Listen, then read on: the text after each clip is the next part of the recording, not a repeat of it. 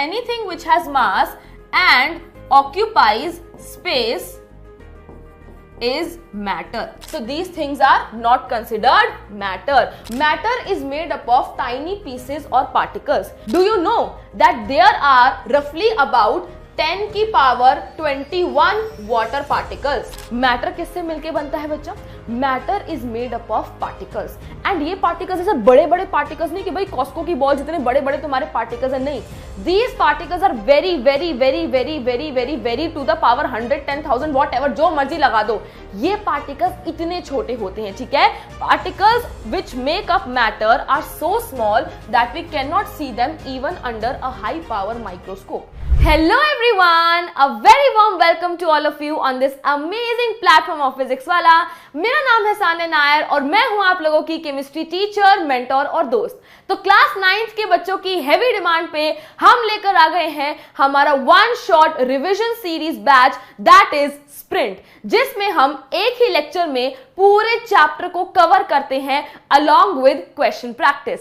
तो आज sprint batch में बारी है केमिस्ट्री की क्लास की. It is your first chemistry class and उसमें हम करने वाले हैं अपने फर्स्ट चैप्टर को tackle, that is matter in our surroundings. तो आज का सेशन बेटा वन शॉट रहेगा जिसमें हम मैटर इन आवर सराउंडिंग्स को अच्छे से समझेंगे एंड देन अपने कॉन्सेप्चुअल क्लैरिटी के लिए, अपने कॉन्फिडेंस को और बिल्डअप करने के लिए हम ढेर सारे क्वेश्चंस को प्रैक्टिस करेंगे. तो चलिए विदाउट एनी फर्दर अडू हम स्टार्ट करते हैं अपने chapter matter in our surroundings को. ठीक है, तो देखो यार, आज की क्लास में जैसे कि मैंने आपको कहा रिवीजन करेंगे, हम वन शॉट रिवीजन करेंगे एंड देन उसके बाद हम क्वेश्चन प्रैक्टिस करेंगे. स्टार्ट कर रहे हैं बेटा चैप्टर को, that is matter in our surroundings.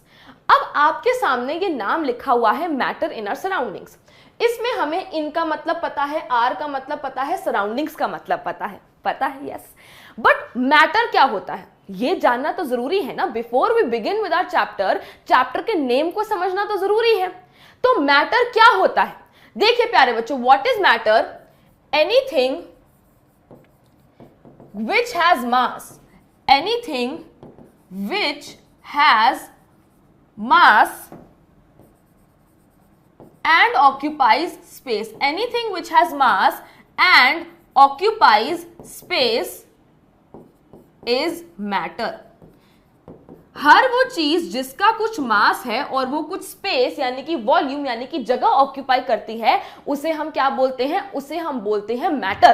तो अब अगर आप अपनी सराउंडिंग्स में देखेंगे तो आपको क्या क्या दिखेगा? आपको टेबल, चेयर, पेंसिल, पेन, पेड़ पौधे, मिट्टी, पानी, हवा, एसी, चश्मा हो गया आपका and many many other things. TV हो गया, आप जिस कॉपी में लिख रहे हैं वो हो गया, आप जिस ग्लास में दूध पी रहे हैं वो हो गया, जिस प्लेट में खाना खा रहे हैं वो हो गया. तो ये सारी चीजें, इनका क्या है? इनका कुछ मास है एंड स्पेस ऑक्यूपाई करती हैं and many many many more things. ठीक है, तो इसीलिए हमारे चैप्टर का नाम पड़ा मैटर इन आवर सराउंडिंग्स, कि हमारी सराउंडिंग्स में मैटर है एंड हमें उसे समझना है, उसे पढ़ना है. यस, तो what is matter? Anything which has mass and occupies space is matter. आप लोगों के सामने एग्जांपल्स हैं and there are n number of examples. आप कुछ भी लिख सकते हैं. यस, चलिए बच्चा, अब अगर हमने मैटर समझ लिया है तो आगे बढ़ते हैं एंड ये देखिए यहां पे क्या लिखा हुआ है.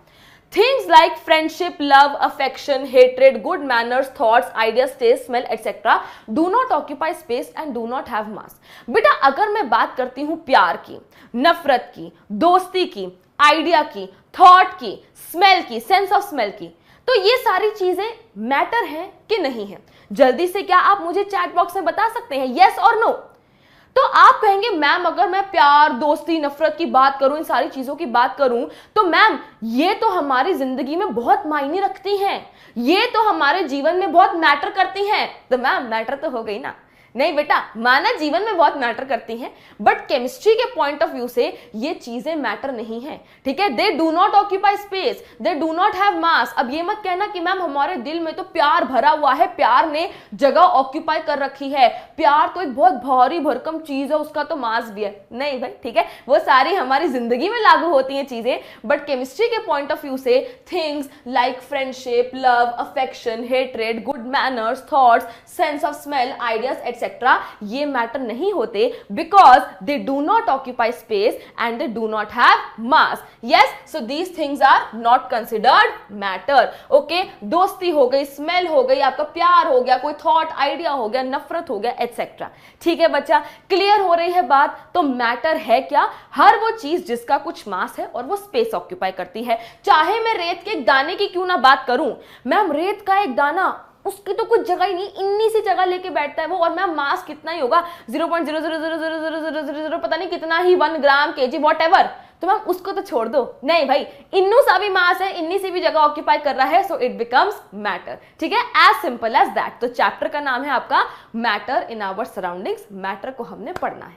तो अब अगर हमें मैटर को पढ़ना है, मैटर को समझना है, तो सबसे पहले यह जानना पड़ेगा कि matter, what is matter made up of. Matter किससे मिलके बना है? यस, एक वैलिड क्वेश्चन है.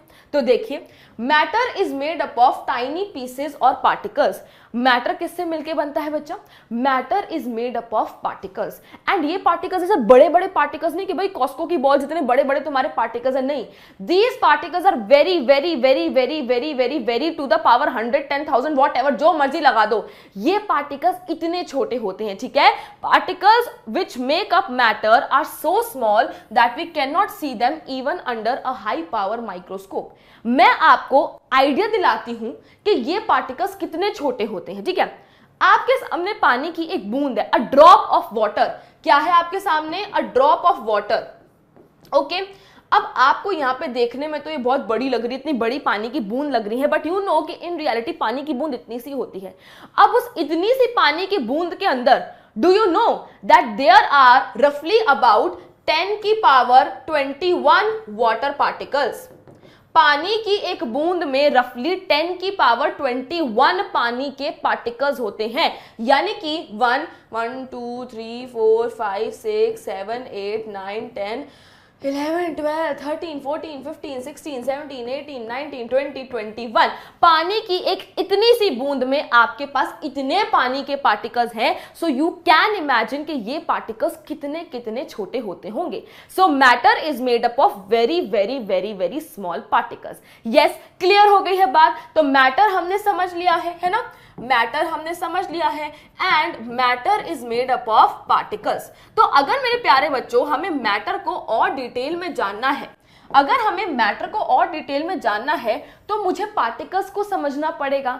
पार्टिकल्स की कुछ प्रॉपर्टीज, उनके कुछ कैरेक्टरिस्टिक्स को देखना पड़ेगा, ताकि अगर मैं पार्टिकल्स को समझ जाती हूं तो मैं अपने आप मैटर को समझ जाऊंगी. सही बात है ना? सही बात बोल रही हो कि नहीं? तो चलिए अब हम देखते हैं कुछ properties of these particles. In particles के कुछ कैरेक्टरिस्टिक्स को देखते हैं, कुछ प्रॉपर्टीज को देखते हैं. तो देखिए, matter is made up of tiny pieces और पार्टिकल्स, जैसे कि मैंने आप लोगों को बताया. यस, उसके बाद the particles which make up matter are so small that we can not see them even with a high power microscope. Yes ma'am, बिल्कुल सही बात है. अब देखिए, characteristics of particles of matter. जो पार्टिकल्स मैटर बना रहे हैं, yes, matter is made up of particles, तो उन पार्टिकल्स को और जानते हैं और अच्छे से समझते हैं, तो हम ऑटोमेटिकली मैटर को और जान लेंगे और अच्छे से समझ लेंगे. ठीक है, तो सबसे पहला पॉइंट क्या है बेटा? सबसे पहला कैरेक्टरिस्टिक क्या है? That particles of matter are very very small. Yes, ये हम ऑलरेडी जानते हैं, मैं ऑलरेडी आपको बता चुकी हूं कि पार्टिकल्स ऑफ मैटर क्या है. They are very very small. ठीक है, yes ma'am. Particles of matter have spaces between them. ठीक है, जो पार्टिकल्स हैं उनके बीच में क्या होती है? उनके बीच में स्पेसेस होती हैं. इसे हम कैसे समझ सकते हैं? आइए देखते हैं. मैंने क्या करा, मैंने एक बीकर में पानी लिया और मैंने उस पानी का लेवल मार्क कर दिया कि जी पानी जो है वो यहां तक आ रहा है. ओके, अब पानी क्या है? पानी एक मैटर है, तो उसमें पार्टिकल्स तो होंगे ही. तो ये रहे आपके वाटर के पार्टिकल्स. वाटर क्या है? मैटर है, and matter is made up of particles. Yes, तो ये रहे आपके वाटर के पार्टिकल्स. अब मैंने क्या करा, मैंने पानी में 1 चम्मच नमक डाल दिया. मैंने जब पानी में 1 चम्मच नमक डाला, तो अब मैं आपसे पूछना चाहती हूं, मेरा सवाल आपसे है कि जो लेवल ऑफ वाटर है, the level of the water, it will increase, it will decrease, या फिर इट विल रिमेन अनचेंज्ड. मेरा क्या सवाल है आपसे कि मैंने एक बीकर में पानी लिया है, मैंने उसमें 1 चम्मच भर के नमक डाल दिया. Now the level of water will increase, decrease, या फिर इट विल रिमेन अनचेंज्ड. तो जल्दी से प्लीज कमेंट्स में बताएंगे है ना बेटा। मैं हमेशा बोलती हूं कि आपकी क्लास उतनी ही इंटरैक्टिव बन सकती है जितनी आप बनाना चाहते हैं। तो अगर मैं कह रही हूं कमेंट बॉक्स में टाइप कर दो इफ यू वांट एकदम इंटरैक्टिव वाला एक्सपीरियंस, है ना, फील चाहिए तो टाइप कर दीजिए, नहीं तो मैं तो बता ही दूंगी आपको, है ना। चलिए, so the level of the water remains unchanged. The level of the water remains unchanged. Why? Because जब बेटा नमक जो है पानी में गया, नमक भी अपने पार्टिकल्स में टूट गया, पानी के पार्टिकल्स तो है ही। अब क्या होता है, पार्टिकल्स के बीच में स्पेसेस होती हैं, ठीक है, पार्टिकल्स के बीच में स्पेसेस हैं। तो नमक के जो पार्टिकल्स हैं दे occupy the spaces, they occupy the spaces between the water particles, ठीक है, पार्टिकल्स के बीच में स्पेसेस हैं, नमक के पार्टिकल्स पानी के पार्टिकल्स के बीच की जो स्पेसेस हैं वहां जाके बैठ जाते हैं, and that is why the level of the water remains unchanged. अगर पार्टिकल्स में स्पेसेस ना होती, लेट अस सपोज पार्टिकल्स में स्पेसेस नहीं है, बिल्कुल ऐसे ही खचाखच भरे हुए हैं, ठीक है, देयर आर नो स्पेसेस, तो जब मैं नमक डालती तो नमक के पास तो कहीं जाने की जगह नहीं होती, नमक अपना नीचे बैठ जाता, जाके कोने में बैठ जाता, ये रहा पानी, ये रहा नमक, तो लेवल तो अपने आप ही बढ़ जाता, बट लेवल नहीं बढ़ा। दैट मींस द नमक के particles, the salt particles occupied the spaces between the water particles. Yes, यहाँ पे शुगर लिखा है, तुम शुगर का एग्जांपल ले लो यार, बात तो एक ही है, समझने से मतलब है ना हमें, हम चीनी ले लें, नमक ले लें, हमें समझने से मतलब है, राइट। चलिए, ओके, तो ये वाला पॉइंट हमें क्लियर हो गया है कि particles of matter have spaces between them. Yes, now the particles of matter are constantly moving. Particles of matter, है ना, दे आर कॉन्स्टेंटली मूविंग, वो बेटा स्टिल नहीं है, वो ऐसे अपनी जगह पे नहीं खड़े हुए हैं, they are continuously moving, they are constantly moving. इसे हम कैसे समझ सकते हैं, इसे हम ऐसे समझ सकते हैं कि जब हम अपने घर में अगरबत्ती जलाते हैं या फिर परफ्यूम छिड़कते हैं तो कुछ ही सेकंड में, कुछ ही देर में उसकी जो खुशबू है, जो अगरबत्ती की खुशबू है या परफ्यूम की खुशबू है, वो पूरे घर में फैल जाती है। अब हो क्या रहा है, when we light or burn an incense stick in one corner of the room, उसकी जो खुशबू है, its fragrance spreads in the whole room quickly। अब यहां पे क्या हो रहा है, what is happening स्टूडेंट्स, कि अगरबत्ती में से धुआं निकल रहा है, खुशबूदार धुआं निकल रहा है। अब धुआं क्या है, मैटर है ना, it occupy space and it has मास, वो मैटर है, मतलब उसमें क्या है, पार्टिकल्स, और वो पार्टिकल्स कॉन्टिन्यूसली मूव कर रहे हैं, ठीक है, ये जो पार्टिकल्स हैं ये कॉन्टिन्यूसली मूव कर रहे हैं, right. So what happens is, ये जो आपके धुएं के पार्टिकल्स हैं ये हवा के पार्टिकल्स के साथ मिक्स हो जाते हैं एंड मूव कर करके पूरे घर में खुशबू फैल जाती है। अगर पार्टिकल्स मूव नहीं कर रहे होते तो अगरबत्ती की खुशबू सिर्फ वहीं तक आती जहां तक धुआं है, बट क्योंकि उसकी खुशबू पूरे घर में फैल गई तो ये हमें बताता है कि जी हां, particles of matter are constantly moving. अगरबत्ती में से जो धुआं निकला उसके particles mix with the air के पार्टिकल्स एंड घूम घूम के मूव कर करके पूरे घर में फैल जाते हैं। यस, चलिए अब फोर्थ कैरेक्टरिस्टिक को देखते हैं, particles of matter attract each other. ठीक है, हमने कॉन्स्टेंटली मूविंग देख लिया है, अब क्या होता है, particles of matter attract each other. इसको स्टूडेंट्स हम ऐसे समझ सकते हैं कि लेट अस सपोज मेरे पास क्या है, मेरे पास है चौक, ठीक है, मेरे पास क्या है, चौक है, मेरे पास आइस है एंड मेरे पास आयरन नेल है। ठीक है, आपको यहां शायद दिख नहीं रहा होगा ब्लैक स्क्रीन पे, बट ये क्या है, आयरन नेल है। अब it occupies space and has mass, occupies space and has mass, occupies space and has मास, मतलब ये तीनों क्या है, ये तीनों मैटर है।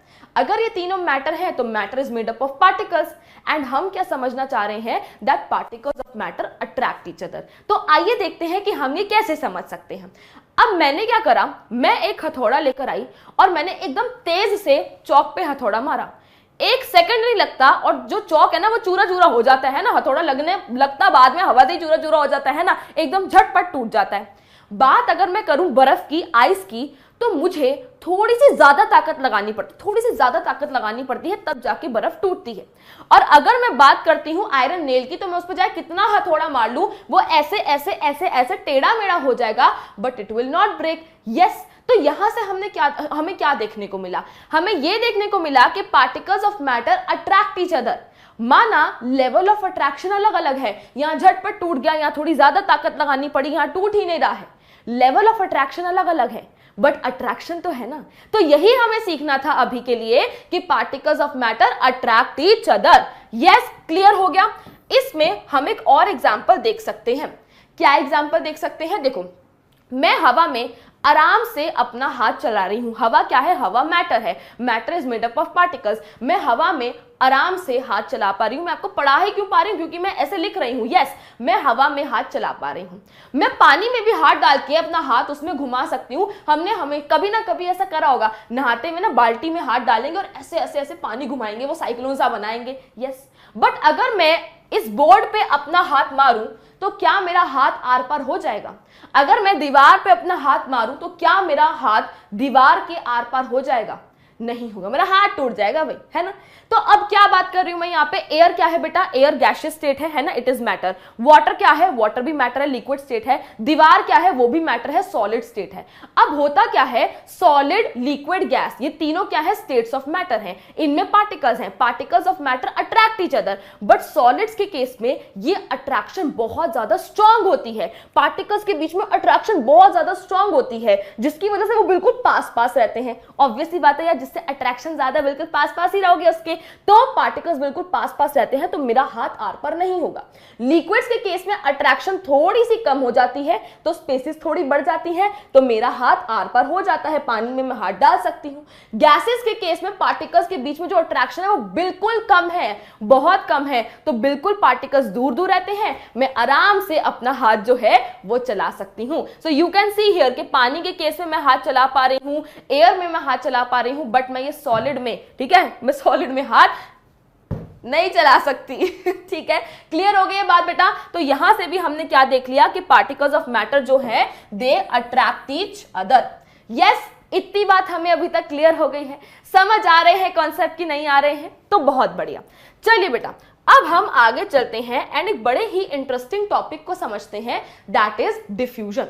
डिफ्यूजन क्या होता है, पहले हम कुछ एग्जाम्पल्स देखेंगे और फिर मैं आपको एक्सप्लेन कर दूंगी, आपको झटपट समझ आ जाएगा।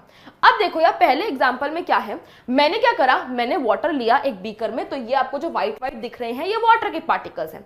मैंने उसमें 2-3 क्रिस्टल्स डाल दिए पोटेशियम परमैंगनेट की, जो कि पर्पल कलर का होता है। तो ये जो आपको पर्पल कलर के पार्टिकल्स दिख रहे हैं ये पोटेशियम परमैंगनेट के हैं।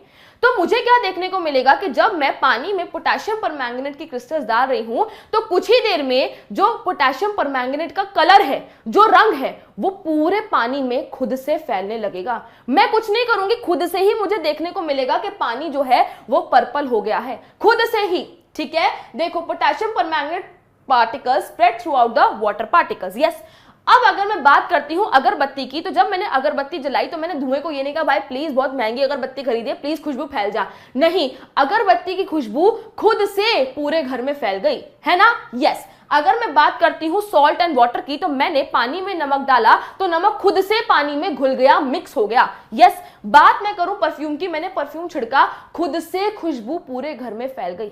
सो आर यू अंडरस्टैंडिंग कि मैं क्या कहना चाह रही हूं। मेरा फोकस है किस वर्ड पे, मेरा फोकस है इस वर्ड पे, ओहो, मेरा फोकस है इस वर्ड पे, दैट इज खुद से। किस वर्ड पे फोकस है, खुद से। तो अब डिफ्यूजन क्या होता है समझते हैं। The intermixing of particles of different types of matter on their own. On their own का क्या मतलब है हिंदी में, on their own माने खुद से। So what is diffusion? The intermixing of particles of different types of matter on their own. Different types of matter के जो particles हैं वो खुद से एक दूसरे के साथ मिक्स हो जाते हैं, तो उस प्रोसेस को हम क्या बोलते हैं, डिफ्यूजन बोलते हैं। ये मेरे पास एक मैटर है जिसके कुछ पार्टिकल्स है, ये मेरे पास एक मैटर है जिसके कुछ पार्टिकल्स है। Intermixing of particles of different types of matter, इसके पार्टिकल्स और इसके पार्टिकल्स एक दूसरे के साथ खुद से मिक्स हो गए हैं, तो उस प्रोसेस को हम क्या बोलते हैं, उस प्रोसेस को हम बोलते हैं डिफ्यूजन। तो अगर मैं आपको इस एग्जांपल में डिफ्यूजन समझाना चाहूं, सो व्हाट इज हैपनिंग, मेरे पास वाटर के पार्टिकल्स हैं और मेरे पास पोटेशियम परमैंगनेट के पार्टिकल्स हैं। अब पोटेशियम परमैंगनेट के पार्टिकल्स खुद से पानी के पार्टिकल्स के साथ जाके घुल मिल रहे हैं, मिक्स हो रहे हैं एंड पानी का कलर पर्पल हो रहा है। तो देखिए यहां क्या लिखा है, potassium permanganate particles spread through out the water particles, खुद से फैल रहे हैं, खुद से मिक्स हो रहे हैं। अगरबत्ती के केस में जो खुशबूदार धुआं निकल रहा है उसके जो पार्टिकल्स हैं वो खुद से एयर के पार्टिकल्स के साथ मिक्स हो रहे हैं एंड देन मोशन करके, मूव करके पूरे घर में फैल रहे हैं। So different types of matter के जो पार्टिकल्स हैं वो जब खुद से एक दूसरे के साथ मिक्स होते हैं ऑन देयर ओन, तो उस प्रोसेस को हम डिफ्यूजन बोलते हैं। Right, very simple, very easy. तो अब अगर वेरी सिंपल वेरी इजी है तो मेरा आप लोगों से एक सवाल है, मैंने अभी आपको बताया कि पार्टिकल्स ऑफ मैटर के कुछ कैरेक्टरिस्टिक्स अभी हमने डिस्कस करे। पहला हमने डिस्कस करा that they are very small, है ना, particles of matter are very small. Then उसके बाद हमने डिस्कस करा particles of matter have spaces between them. Then हमने डिस्कस करा particles of matter are constantly moving, है ना, मूविंग कर देती हूँ सिर्फ यहाँ पे। एंड देन उसके बाद हमने डिस्कस करा that particles of matter attract each other. Yes, हमने ये 4 कैरेक्टरिस्टिक्स डिस्कस करे हैं। तो अब मेरा आप लोगों से सवाल है कि इन चारों कैरेक्टरिस्टिक्स में से विच कैरेक्टरिस्टिक या फिर which property best describes diffusion. सवाल मेरा ध्यान से सुनना और मुझे नीचे कमेंट्स में आंसर करना कि ये हमने 4 कैरेक्टरिस्टिक्स देखे हैं ऑफ पार्टिकल्स ऑफ मैटर, तो इनमें से विच प्रॉपर्टी या फिर विच कैरेक्टरिस्टिक बेस्ट डिस्क्राइब्स डिफ्यूजन। ठीक है, डिफ्यूजन के लिए कौन सा कैरेक्टरिस्टिक बहुत बढ़िया से फिट बैठ रहा है। ठीक है, बढ़िया से फिट बैठ रहा है, सोचो और बताओ। सोचा, बताया, चलो भाई मैं बताती हूं आपको। इसको ना एक एग्जांपल से समझते हो, और ये मेरा फेवरेट एग्जांपल है, मैं ना ये हमेशा देती हूँ क्योंकि बच्चों को ना झट से समझ आ जाता है। लेट अस सपोज आपको स्कूल की विंडो पे कोई फॉर्म सबमिट कराना है। स्कूल की विंडो के बाहर बहुत सारे बच्चे लाइन में खड़े हुए हैं। ठीक है, ये बच्चे क्या है, ये बच्चे आपके स्मॉल पार्टिकल्स हैं, राइट। अब यहाँ पे ना आपका एक दोस्त खड़ा हुआ है जिसने आपके लिए जगह बचा ली। पीछे बहुत लंबी लाइन है, ठीक है, आपके दोस्त ने आपके लिए जगह बचा ली कि भाई मेरा दोस्त आएगा, क्या लाइन में पीछे जाके खड़ा होएगा, मैं उसके लिए जगह बचा लेता हूं, मैंने उसके लिए स्पेस भी बचा ली है। तो आपके वेरी स्मॉल पार्टिकल्स हो गए, स्पेसेस भी हो गए, और अट्रैक्शन तो आएगी। आगे पीछे से बात करें, क्या यार इतनी लंबी लाइन में खड़ा होना पड़ रहा है, अरे यार मैं तो थक गया यार, ये है वो है, ठीक है, वो सब है, ठीक है। अब आपका फॉर्म कब सबमिट होगा? आपका फॉर्म तब सबमिट होगा बेटा जब आप क्लास से चल के मूव करके यहां पे खड़े हो गए। अब इतना तो नहीं है ना कि भाई तुम्हारे दोस्त तुम्हारे को कंधे पे बिठा कर ले आएंगे, या फिर भाई तू अपना फॉर्म दे दे हम सबमिट करा देंगे। स्कूल वालों ने कहा बच्चा अपना फॉर्म खुद सबमिट कराएगा, ठीक है, इससे पहले तुम शुरू हो जाओ कमेंट में, नहीं। तो आपका फॉर्म कब सबमिट होगा? जब आप चल के, जब आप मूव करके अपनी इस जगह को ऑक्यूपाई करोगे, and then you will be able to submit the form. Similarly मेरे प्यारे बच्चों, अगर मैं बात करती हूं इस वाले एग्जाम्पल की, पोटेशियम परमैंगनेट एंड वाटर की, पार्टिकल्स छोटे छोटे हैं, पार्टिकल्स के बीच में स्पेसेस है, अट्रैक्शन है, बहुत बढ़िया। बट जब तक पोटेशियम परमैंगनेट के क्रिस्टल्स मूव करके वाटर के पार्टिकल्स के साथ मिक्स नहीं हो जाते, तब तक क्या डिफ्यूजन होगा? यहां पे डिफ्यूजन कब हो रहा है? When the potassium permanganate particles spread through out the water particles. ठीक है यार, पार्टिकल्स स्मॉल हैं, स्पेसेस हैं, अट्रैक्शन है, ठीक है, बट जब तक पोटेशियम परमैंगनेट के क्रिस्टल्स फैलेंगे नहीं, मूव नहीं करेंगे, तब तक क्या डिफ्यूजन होगा? नहीं हो पाएगा। यस, तो इसीलिए हम क्या बोल सकते हैं? इसीलिए हम बोल सकते हैं कि diffusion is a property of matter which is based on the motion of its particles. तो अब आपको समझ आई बात? अब कॉन्सेप्ट क्लियर हुआ कि diffusion is a property which is based on the motion of particles. अब आपके पार्टिकल्स मूव कर रहे हैं, गैस में भी, लिक्विड में भी, सॉलिड में भी, तो diffusion occurs in solids, liquids and gases. Yes बच्चा, बहुत बढ़िया बात है। अब नेक्स्ट पॉइंट को समझते हैं। The rate of diffusion increases on increasing the temperature. Ma'am इसे कैसे समझेंगे कि टेम्परेचर बढ़ रहा है तो डिफ्यूजन बढ़ रहा है? मैम थोड़ा सा समझ नहीं आ रहा है। नो फियर यार, when Sania ma'am is here, मैं अभी आपको समझाती हूँ। देखो यार, जब टेम्परेचर बढ़ता है ना तो मोशन बढ़ने लगता है ना। इसको हम एक ऐसे एग्जांपल से समझ सकते हैं कि मैंने ठंडे तवे पे घी डाल दिया, जब तक तवा ठंडा होता है तब तक घी वहां पे ऐसे ही पड़ा रहता है। जैसे ही तवा गर्म होने लगता है, घी भी तरता तरता तरता तरता करने लगता है, उसका मोशन बढ़ने लगता है। एक और एग्जांपल से समझो, मैं ठंडे फर्श पे नंगे पैर आराम से चल सकती हूँ, बट यही अगर बिल्कुल फर्श तप रहा है, बहुत गर्म है, और मैंने चप्पल नहीं पहनी, तो मैं भाई जल्दी कर, बड़ा गर्म है, मेरा मोशन अपने आप बढ़ गया। यस, तो वैसे ही मैं लिख सकती हूं यहां पे कि आपका टेम्परेचर बढ़ रहा है तो मोशन बढ़ेगा, एंड जब आपका मोशन बढ़ेगा, मोशन से ही डिफ्यूजन है, तो आपका डिफ्यूजन भी बढ़ेगा, आपका डिफ्यूजन भी बढ़ेगा। इसलिए लिखा हुआ है कि rate of diffusion increases on increasing the temperature. Temperature बढ़ा, मोशन से डिफ्यूजन है, तो डिफ्यूजन भी आपका बढ़ गया। Rate of diffusion also increases. Yes, simple सी बात है। एग्जाम्पल अगर बेटा अप्रोप्रिएट हो, एग्जाम्पल अगर सटीक हो ना, तो कॉन्सेप्ट समझ आ जाता है। ठीक है, चलिए, अब अगर इतना समझ आ गया, डिफ्यूजन क्लियर हो गया है, तो एक छोटा सा कॉन्सेप्ट और जानते हैं, जो कि किसका है? जो कि है आपका काइनेटिक एनर्जी का। यस, काइनेटिक एनर्जी क्या होती है? Energy possessed due to the motion of particles. आपको पता है कि पार्टिकल्स जो है बेटा मोशन कर रहे हैं, वो कॉन्टिन्यूसली मूव कर रहे हैं, दे आर कॉन्स्टेंटली मूविंग। तो उनके उस मोशन की वजह से जो उनके पास एनर्जी आती है उसे हम काइनेटिक एनर्जी बोलते हैं। ऐसा होता है ना कि कभी हम बिल्कुल बेड पे पड़े रहते हैं, नहीं नहीं नहीं नहीं, फिर मम्मी कहती है बेटा उठ, थोड़ा सा हिल डुल, हाथ पैर हिला, तेरे में एनर्जी आएगी, है ना। ऐसे भी आप समझो कि जब हम जिम जाते हैं, जैसे लोग जिम जाते हैं या फिर खेलने जाओ, जिम का ज्यादा समझ आएगा, खेलने में तो बिल्कुल ही बंदा ऐसे खुश होकर जाता है, जिम में एकदम मरी हुई हालत में, मेरे को जिम नहीं करना, नहीं नहीं नहीं नहीं नहीं। वे फिर उसके बाद जब थोड़ी स्ट्रेचिंग करना शुरू करते हैं, वार्म अप होता है, एक्सरसाइज करते हैं, मोशन करते हैं बेटा, बॉडी को मूव करते हैं, तो एनर्जी अपने आप आने लगती है। यस, वैसे ही energy possessed due to the motion of particles, energy possessed due to the motion of particles is called kinetic energy.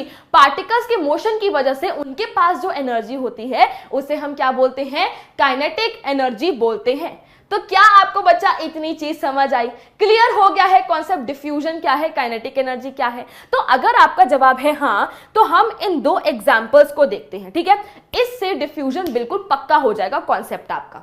देखो, when someone opens a bottle of perfume in one corner of the room, its smell spreads in the whole room quickly. Why? Because of diffusion। भाई perfume में से ये खुशबूदार gas निकली है जिसके क्या है, जिसमें पार्टिकल्स हैं। यस, ये पार्टिकल्स जो है एयर के पार्टिकल्स के साथ मिक्स हो जाते हैं खुद से, एंड देन पूरे रूम में खुशबू फैल जाती है। जहां पे वर्ड आ गया खुद से, ऑन देयर ओन, वहां पे क्या हो गया, diffusion. when someone opens a bottle of perfume, its smell spreads in the whole room quickly. Why? Due to diffusion। क्या लिख सकते हैं, ड्यू टू डिफ्यूजन। यस, बहुत बढ़िया।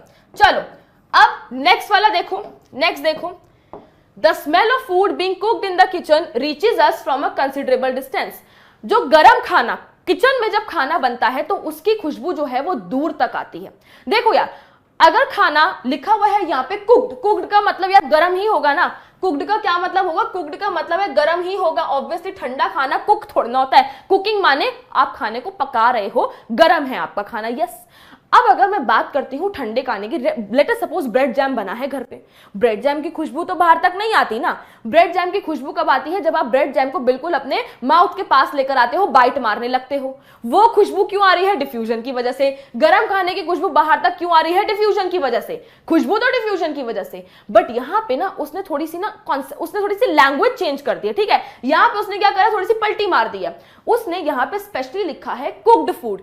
कुक्ड का मतलब है हॉट फूड, मतलब आपका टेम्परेचर हाई है। तो यहाँ पे सिर्फ डिफ्यूजन वर्ड लिखने से बात नहीं बनेगी। टीचर हमेशा चाहता है कि आप बेस्ट आंसर लिखें, सिर्फ डिफ्यूजन से यहाँ बात नहीं बनेगी। अगर लिखा होता कि भाई खाने की खुशबू आ रही डिफ्यूजन, बट उसने कुक्ड फूड बोला है, मतलब the teacher aspects more, right. तो यहाँ पे क्या हो रहा है, गरम खाना है, कुक्ड फूड है, मतलब खाने का टेम्परेचर क्या है, खाने का टेम्परेचर आपका हाई है, जिसकी वजह से आपका मोशन भी क्या हो जाएगा, बढ़ जाएगा पार्टिकल्स का। एंड अगर आपका मोशन बढ़ गया तो आपका डिफ्यूजन बढ़ गया, इसलिए गर्म खाने की खुशबू जो है वो दूर तक आती है ना। कभी ट्यूशन से थक हार के घर आ रहे हो या फिर स्कूल से थक हार के घर आ रहे हो, तो ऐसा होता है ना, बाहर तक की खुशबू आ जाती है, वाह वाह वाह वाह, आज तो मखनी दाल बनी है, आज तो शाही पनीर बना है, आज तो गार्लिक नान बना है, बाहर तक ही खुशबू आ जाती है। बट अगर ब्रेड जैम बना है तो घर आके किचन में घुस के पता लगता है, अच्छा ब्रेड जैम बनाया है, ठीक है। तो इसलिए यहाँ पे ये लिखना जरूरी है, बिकॉज जब टेम्परेचर ज्यादा होता है the rate of diffusion is more, तो आपको खुशबू जो है दूर तक आती है। राइट बच्चा, इतना कॉन्सेप्ट आपको क्लियर है, अभी तक सब कहानी समझ आ रही है, मजा आ रहा है। तो चलिए यार, अब हम आगे बढ़ते हैं एंड अपने चैप्टर के एक नेक्स्ट इंपॉर्टेंट टॉपिक पे जाते हैं, that is states of matter. अब यार ये तो मुझे बताने की जरूरत नहीं है कि आपको क्या पढ़ना है, सॉलिड, लिक्विड और गैस पढ़ना है, ठीक है। आपको बहुत अच्छे से आता है, मुझे पता है, क्योंकि हम बचपन से ही सॉलिड, लिक्विड, गैस इन सबको पढ़ते आए हैं। बस अब मैं आपको एक टेबल बनवा दूंगी जिसमें आपका पूरा सॉलिड, लिक्विड, गैस ऐसे निपट जाएगा एंड आपका सारा कॉन्सेप्ट जो है वो क्लियर हो जाएगा। Right, so let us now study about the states of matter, solid, liquid, gas, उनकी प्रॉपर्टीज को देखते हैं। ओके, चलिए अब बढ़िया सा टेबल बनाएंगे। सॉलिड की हम बात कर लेंगे, लिक्विड की हम बात कर लेंगे, ठीक है, एंड गैस की बात कर लेंगे। तो यहां पे मैं लिख देती हूं, ये आपका सॉलिड है, लिक्विड एंड गैस, ठीक। चलो बात अगर हम करते हैं शेप की, सॉलिड्स की शेप कैसी होती है? सॉलिड्स की फिक्स शेप होती है। ये मेरे पास पेन है, मैं इसको अपने हाथ में रखूं, मैं इसको हवा में उछालूं, मैं इसको जमीन पे रख दूं, मैं इसको कहीं पे भी रख दूं, इसकी शेप क्या रहेगी? इसकी शेप जो है वो फिक्स रहेगी। इसकी शेप क्या रहेगी? इसकी शेप जो है फिक्स रहेगी। बात करते हैं अगर लिक्विड की, लेट अस सपोज हमने वाटर ले लिया। आप पानी को ग्लास में डालो, ग्लास की शेप ले लेता है, बोतल में डालो, बोतल की शेप ले लेता है, पतीले में डालो, पतीले की शेप ले लेता है। शेप शुप फिक्स नहीं है उसकी, ठीक है, किसी का सगा नहीं है वो, राइट? तो उसकी शेप फिक्स नहीं है, नॉट फिक्स्ड। और अगर हम गैस की बात करते हैं तो लेट अस सपोज मेरे पास एक बलून है, उसमें हवा है, मैंने बलून को फोड़ दिया, वो रूम में फैल गई, मैंने दरवाजा खोल दिया, वो बाहर चली गई, तो शेप तो है उसकी कोई फिक्स है ही नहीं है। तो गैस के केस में भी शेप क्या है? Not fixed. बात अगर हम करें वॉल्यूम की, तो सॉलिड्स में क्या होता है बेटा? सॉलिड्स में भी आपका वॉल्यूम जो है वो फिक्स्ड रहता है। फिक्स के लिए एक हाईफाई वर्ड यूज कर देते हैं books generally, that is definite, है ना? Solids have a definite shape, solids have a definite volume, definite माने फिक्स्ड, राइट? चलो, लिक्विड में अगर हम बात करें तो लिक्विड्स का क्या होता है बच्चा? लिक्विड्स का वॉल्यूम फिक्स्ड होता है। कैसे?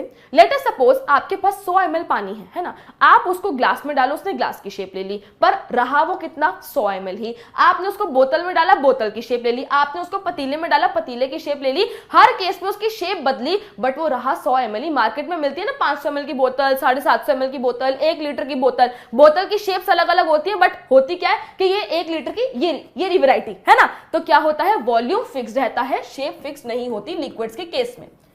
Now let us talk about gases. Gases की ना शेप फिक्स है, ना उनका वॉल्यूम फिक्स है, so not fixed. Now बात करते हैं अगर हम डेंसिटी की, तो डेंसिटी की अगर हम बात करते हैं तो सॉलिड्स की डेंसिटी क्या होती है बेटा? Out of solid, liquid and gas, solid की डेंसिटी हमारी मैक्सिमम होती है, लिक्विड्स की हमारी मॉडरेट होती है या मीडियम, एंड गैसेस की डेंसिटी आपकी मिनिमम होती है। हम इन तीनों को कंपेयर करते हुए चल रहे हैं, इसलिए मैंने मैक्सिमम, मीडियम या फिर मॉडरेट एंड मिनिमम लिख दिया। बात करें अगर हम टाइप की, तो सॉलिड्स कैसे होते हैं? सॉलिड्स आपके रिजिड होते हैं, they are hard, they are strong, आप उनको खास तोड़ मोड़ नहीं सकते हो। यस, हार्ड होते हैं, स्ट्रॉन्ग होते हैं। बात अगर हम करें लिक्विड्स की, है ना, तो लिक्विड्स क्या हो सकते हैं? लिक्विड्स बह सकते हैं, ठीक है, लिक्विड्स बह सकते हैं, एंड इसीलिए हम लिक्विड्स को क्या बोलते हैं? We say that liquids are fluids, and इस बह सकने की प्रॉपर्टी को हम बोलते हैं fluidity. What is fluidity? The ability to flow. Yes, and liquids are fluid. बात करते हैं गैस की, तो बहती हवा साथ आओ, हवा बह रही है, हवा इज ऑल्सो फ्लूइड, ठीक है। चलिए next, now let's talk about compressibility. Compressibility को सीधी सीधी भाषा में बोले तो कंप्रेस कर पाना, दबा पाना। यस, तो सॉलिड्स के केस में चाहे बेटा मैं इसको कितना भी कंप्रेस कर लूं, इसकी शेप चेंज नहीं होएगी, ये वैसा का वैसा ही रहेगा। ये टूट जाएगा अगर मैंने ज्यादा जोर लगाया तो, बट ये कंप्रेस नहीं होगा, ठीक है। तो सॉलिड्स के केस में जो कंप्रेसिबिलिटी होती है वो होती है नेग्लिजिबल, दैट इज ना के बराबर। लिक्विड्स के केस में भी कंप्रेसिबिलिटी कैसी होती है? नेग्लिजिबल, दैट इज ना के बराबर। बट गैसेस जो होती है प्यारे बच्चों, गैसेस आर हाईली कंप्रेसिबल, ठीक है। गैसेस क्या है? गैसेस आपकी हाईली कंप्रेसिबल होती है। ओके, चलिए बात करते हैं फोर्स ऑफ अट्रैक्शन की। ये मैं आपसे ऑलरेडी डिस्कस कर चुकी हूं अभी ही थोड़ी देर पहले कि सॉलिड्स के केस में जो पार्टिकल्स होते हैं उनके बीच में जो फोर्स ऑफ अट्रैक्शन होती है वो बहुत ज्यादा स्ट्रॉन्ग होती है, दैट इज मैक्सिमम। जिसकी वजह से अगर फोर्स ऑफ अट्रैक्शन बहुत ज्यादा स्ट्रॉन्ग है तो वो बिल्कुल पास पास ही रहेंगे ना, तो मतलब उनके बीच में स्पेसेस बहुत कम होती हैं, तो स्पेसेस हो गई मिनिमम। बात अगर मैं करती हूं लिक्विड की, तो लिक्विड के केस में पार्टिकल्स की जो फोर्स ऑफ अट्रैक्शन है वो थोड़ी सी कम हो जाती है, ठीक है, जिसकी वजह से स्पेसेस थोड़ी सी बढ़ जाती हैं। तो यहां पे मैं दोनों में क्या लिख दूंगी? मॉडरेट, मतलब बीच का। Yes, moderate and moderate.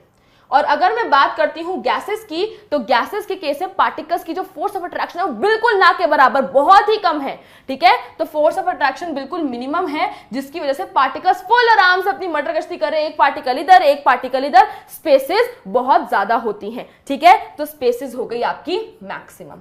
Yes, तो क्या आपको ये टेबल समझ आ गया? क्या इस टेबल को देख के आपको सॉलिड, लिक्विड एंड गैस समझ आ गया? यस, बहुत ही मैंने आपको एक ऐसा टेबल दिया है जिसको देख के आपको कुछ और देखने की जरूरत नहीं है, आपको सॉलिड, लिक्विड, गैस अच्छे से क्लियर हो जाएगा। तो एक बार इस टेबल को प्यारे बच्चों अच्छे से देखो एंड मुझे बताओ समझ आया कि नहीं। ठीक है बेटा, देख लिया, टेबल अच्छे से समझ आ गया, बना लिया। तो चलिए एक बार सॉलिड, लिक्विड एंड गैस के पार्टिकल अरेंजमेंट को देख लेते हैं। सॉलिड्स के केस में पार्टिकल्स के बीच में फोर्स ऑफ अट्रैक्शन बहुत स्ट्रांग होती है, जिसकी वजह से आपके पार्टिकल्स टाइटली पैक्ड होते हैं, तो एकदम आपको पार्टिकल अरेंजमेंट ऐसा देखने को मिलता है। लिक्विड की बात करें तो लिक्विड के केस में दोनों चीजें मॉडरेट है, फोर्स ऑफ अट्रैक्शन भी बीच की है, स्पेसेस बिटवीन द पार्टिकल्स भी बीच के हैं, इन दोनों के बीच के, या सॉलिड और गैस के बीच के, तो यहाँ पे आपको कुछ ऐसा देखने को मिलता है। गैस के केस में force of attraction between the particles बिल्कुल मिनिमम है, इसलिए स्पेसेस बिटवीन द पार्टिकल्स बहुत ज्यादा होती हैं, you can see it. Yes, तो ये हो गया आपका सॉलिड, लिक्विड एंड गैस का पार्टिकल अरेंजमेंट। चलिए, अब अगर हमें इतना समझ आ गया है तो गैस में एक छोटी सी चीज देख लेते हैं जो आपकी बुक में मेंशन्ड है।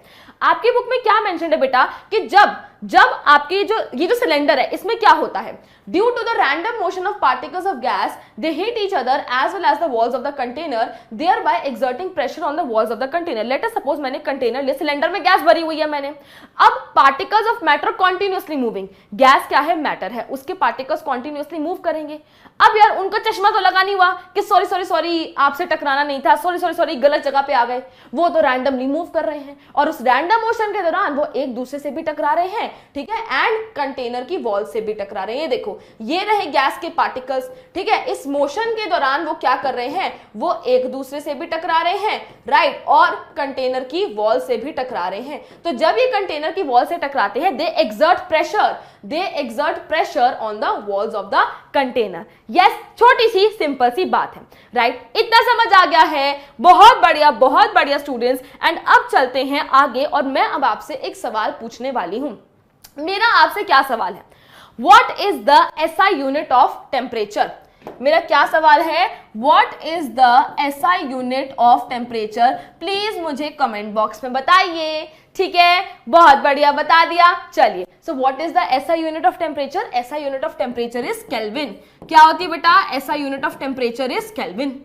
बट मैम, हम तो जनरली रोजमर्रा की जिंदगी में सेल्सियस वगैरह यूज करते हैं ना, डिग्री सेल्सियस यूज करते हैं, SI यूनिट है केल्विन, हम डिग्री सेल्सियस यूज कर रहे हैं, तो सेल्सियस और केल्विन के बीच में कोई रिलेशन तो होना चाहिए ना?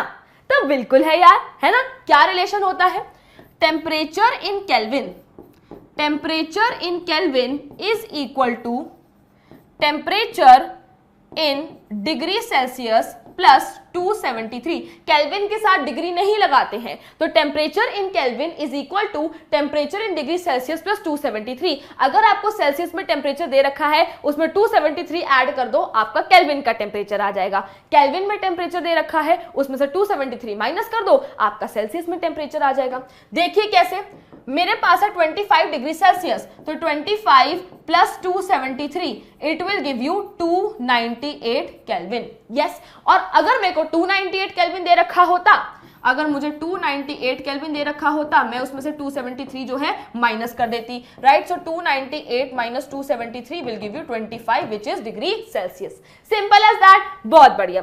चलो, अब अगर हमें इतनी बात समझ आ गई है तो अब हम क्या करने वाले हैं, अब हम करने वाले हैं change in the state of matter. State of matter में चेंज माने, मैम हमने पढ़ा है सॉलिड, लिक्विड और गैस, तो change in state of matter का मतलब होता है कि हम जा रहे हैं सॉलिड से लिक्विड, लिक्विड से गैस, या फिर सॉलिड से गैस। हम जा रहे हैं गैस से लिक्विड, लिक्विड से सॉलिड, या फिर गैस से सॉलिड। तो हम इन चेंजेस को, हम इन स्टेट्स ऑफ मैटर में चेंजेस कैसे ला सकते हैं? So we can bring about these changes in 2 ways. By changing the temperature, by changing the pressure. We can change the state of matter in 2 ways. By changing the temperature, या तो आप temperature को increase कर दो या decrease कर दो, तो आपका स्टेट ऑफ मैटर में चेंज आ जाएगा, या फिर आप प्रेशर को इंक्रीज कर दो या डिक्रीज कर दो, तो आपका स्टेट ऑफ मैटर में चेंज आ जाएगा। अब इन दोनों पॉइंट्स को हम अच्छे से समझते हैं कि कैसे होता है यहाँ पे, ठीक है। तो बाय चेंजिंग द टेम्परेचर, पहला पॉइंट क्या है हमारा, बाय चेंजिंग द टेम्परेचर। अब टेम्परेचर को चेंज करने का मतलब है या तो आप टेम्परेचर को इंक्रीज कर दो या फिर आप टेम्परेचर को डिक्रीज कर दो। अब टेम्परेचर को इंक्रीज करने का क्या मतलब है? टेम्परेचर को इंक्रीज करने का मतलब है हीटिंग करना, सिंपल सी बात है। टेम्परेचर को इंक्रीज करने का क्या मतलब है? हीटिंग करना। और टेम्परेचर को डिक्रीज करने का मतलब है कूलिंग करना। टेम्परेचर को डिक्रीज करने का मतलब है कूलिंग करना। तो प्यारे बच्चों, मैं हीटिंग या कूलिंग करके स्टेट ऑफ मैटर को चेंज कर सकती हूं। अब वो कैसे होता है देखिए, मेरे पास है सॉलिड, सॉलिड को मैंने हीट करा, वो चला गया लिक्विड स्टेट में, लिक्विड को हीट करा, वो चला गया गैसियस स्टेट में। कुछ केसेस में ऐसा होता है कि मैं अगर सॉलिड को हीट करूं तो वो डायरेक्टली गैसियस स्टेट में चला जाता है, तो देखो हीटिंग करके स्टेट में चेंज आ गया। गैस को मैंने कूल करा, मुझे लिक्विड मिला, लिक्विड को मैंने कूल करा, मुझे सॉलिड मिला, एंड गैस से डायरेक्टली भी आपको सॉलिड मिल सकता है। ठीक है, तो देखो इन टर्म्स को हम क्या बोलते हैं, ये तो मैंने आपको बता दी, हीटिंग करके सॉलिड से लिक्विड, लिक्विड से गैस, है ना। बर्फ को फ्रीजर से मैं बाहर निकाल दूंगी, उसका टेम्परेचर इंक्रीज होगा, वो क्या हो जाएगी, पानी में चेंज हो जाएगी। पानी को मैं हीट करूंगी, वो उबलने लगेगा, वो गैसियस स्टेट में चेंज हो जाएगा। अगर मैं बात करती हूं ऑपोजिट, तो कूलिंग करके आप गैस से लिक्विड, लिक्विड से सॉलिड पे आ सकते हो। पानी को फ्रीजर में रख दो, टेम्परेचर उसका कम हुआ, टेम्परेचर डिक्रीज, वो बर्फ बन गया, सॉलिड स्टेट में चला गया। यस, तो अब इन सारे कन्वर्जन्स के टर्म देख लो। सॉलिड से बेटा जब हम लिक्विड में जाते हैं, सॉलिड से जब हम लिक्विड में जाते हैं हीटिंग करके, तो उस प्रोसेस को फ्यूजन या फिर मेल्टिंग बोलते हैं। लिक्विड से गैस में जाने के प्रोसेस को बॉइलिंग या वेपराइजेशन बोलते हैं। ठीक है, बॉइलिंग या vaporization, the process of conversion of liquid into gas on heating. Yes, अब सॉलिड अगर डायरेक्टली हीट करने पे गैसियस स्टेट में जा रहा है तो उस प्रोसेस को हम बोलते हैं सब्लिमेशन। क्या बोलते हैं, सब्लिमेशन बोलते हैं। अब उल्टा चलो, गैस को अगर मैं कूल करूं, वो लिक्विड में चेंज हो जाती है, उस प्रोसेस को हम बोलते हैं कंडेंसेशन। कंडेंसेशन का आपने एग्जांपल बहुत बार देखा होगा, जब हम गर्मियों में ऐसे बड़ा ठंडा पानी पीते हैं ना, ग्लास में बिल्कुल बर्फ ही बर्फ है, तो हमें देखने को मिलता है कि कुछ देर बाद ग्लास के आसपास वाटर ड्रॉपलेट्स आ जाती हैं। अब ऐसा क्यों होता है, ये जो आपका ग्लास है इसमें बर्फ है, इस बर्फ की वजह से जो आपकी ग्लास की सरफेस है ये बहुत ज्यादा ठंडी हो जाती है, ठंडी ठंडी कूल कूल हो जाती है। अब जब आसपास की हवा इस कूल सरफेस से टकराती है तो गैस की कूलिंग होती है, वो कंडेंस हो जाती है एंड लिक्विड स्टेट में चेंज हो जाती है, यानी कि वाटर ड्रॉपलेट्स आपको देखने को मिलती हैं। ठीक, तो गैस की कूलिंग करोगे तो आपको लिक्विड मिलेगा, उस प्रोसेस को कंडेंसेशन बोलते हैं। लिक्विड से सॉलिड जाने के प्रोसेस को सॉलिडिफिकेशन बोलते हैं, और गैस से डायरेक्टली सॉलिड जाने के प्रोसेस को डिपोजिशन बोलते हैं। सिंपल सी बात है। ठीक है, बहुत बढ़िया। चलो, अब मैम आपने हमारे को टर्मिनोलॉजी तो बता दी कि किसको क्या बोलते हैं, बट अभी तक आपने ये नहीं बताया कि हीटिंग करने पे आखिरकार ऐसा क्या होता है कि स्टेट चेंज हो गई, कूलिंग करने पे ऐसा क्या हो गया कि स्टेट चेंज हो गई। तो चलिए इसे जानते हैं, व्हाट हैपेंस ऑन हीटिंग। ठीक, तो जब बेटा मैं हीटिंग कर रही हूं तो हीटिंग का क्या मतलब है कि मैं टेम्परेचर बढ़ा रही हूं। लेट अस सपोज मेरे पास कोई सॉलिड है, सॉलिड में पार्टिकल्स का अरेंजमेंट कैसा होता है, बिल्कुल टाइटली पैक्ड होते हैं। यस, मैंने इसको टेम्परेचर दिया, मतलब मैंने इसको हीटिंग करी, टेम्परेचर बढ़ाया, मैं हीट एनर्जी दे ही जा रही हूं, तो उससे क्या होगा, इन पार्टिकल्स की काइनेटिक एनर्जी बढ़ने लगती है। ठीक है, पार्टिकल्स तेजी से मूव करने लगते हैं, इनका मोशन बढ़ने लगता है, इनकी काइनेटिक एनर्जी बढ़ने लगती है। Now these particles have sufficient energy, ध्यान से सुनना, अब इन पार्टिकल्स के पास सफिशिएंट एनर्जी आ चुकी है that they are able to overcome the force of attraction between them. मैंने टेम्परेचर बढ़ाया, इनकी काइनेटिक एनर्जी बढ़ी, इनका मोशन बढ़ा, अब इनके पास इतनी एनर्जी है that they are able to overcome the force of attraction between them. ये अपने बीच के सारे रिश्ते नाते तोड़ सकते हैं, अब इनमें इतनी एनर्जी आ चुकी है, एंड ये क्या हो जाते हैं बेटा, दूर दूर हो जाते हैं। ठीक है, ये दूर दूर हो जाते हैं। तो टेम्परेचर बढ़ा, काइनेटिक एनर्जी बढ़ी, मोशन बढ़ा, क्या हुआ, force of attraction between the particles कम होने लगी, स्पेसेस बिटवीन द पार्टिकल्स बढ़ने लगी। यार जब अट्रैक्शन कम होगी तो दूरियां तो बढ़ेंगी ना।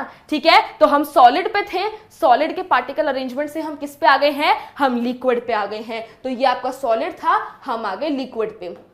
अब अगर आप लिक्विड की फर्दर हीटिंग करोगे, फिर से the particles will have sufficient energy to overcome the force of attraction between them, और दूर दूर हो जाएंगे, एंड मुझे कुछ ऐसा सा अरेंजमेंट, थोड़ा ज्यादा जगह चाहिए मुझे इसके लिए, मुझे कुछ ऐसा सा अरेंजमेंट देखने को मिलेगा जो कि किसका पार्टिकल अरेंजमेंट है, गैस का। तो हीटिंग करने पे आप सॉलिड से लिक्विड, लिक्विड से गैस पे आ गए। यस, लिक्विड से गैस पे आ गए। ठीक, अब कूलिंग करने पे क्या होता है, कूलिंग करने पे बिल्कुल इसका उल्टा है। कूलिंग माने आप टेम्परेचर कम कर रहे हो, पार्टिकल्स की काइनेटिक एनर्जी कम, पार्टिकल्स का मोशन कम, पार्टिकल्स जो है वो पास पास आ गए हैं, यानी कि उनके बीच की स्पेसेस भी क्या हो गई हैं, कम हो गई हैं। तो जब वो पास पास आएंगे, जब दूरियां कम होती हैं, तो फिर से है ना रिश्ते नाते बनने लगते हैं, बढ़ने लगते हैं, राइट। तो स्पेसेस कम हुई, फोर्स ऑफ अट्रैक्शन बढ़ने लगी। ओके, तो मेरे पास क्या था, मेरे पास गैस थे, गैस के पार्टिकल्स ऐसे हैं, कूलिंग हुई, काइनेटिक एनर्जी कम हुई, मोशन कम हुआ, पार्टिकल्स पास पास आ गए,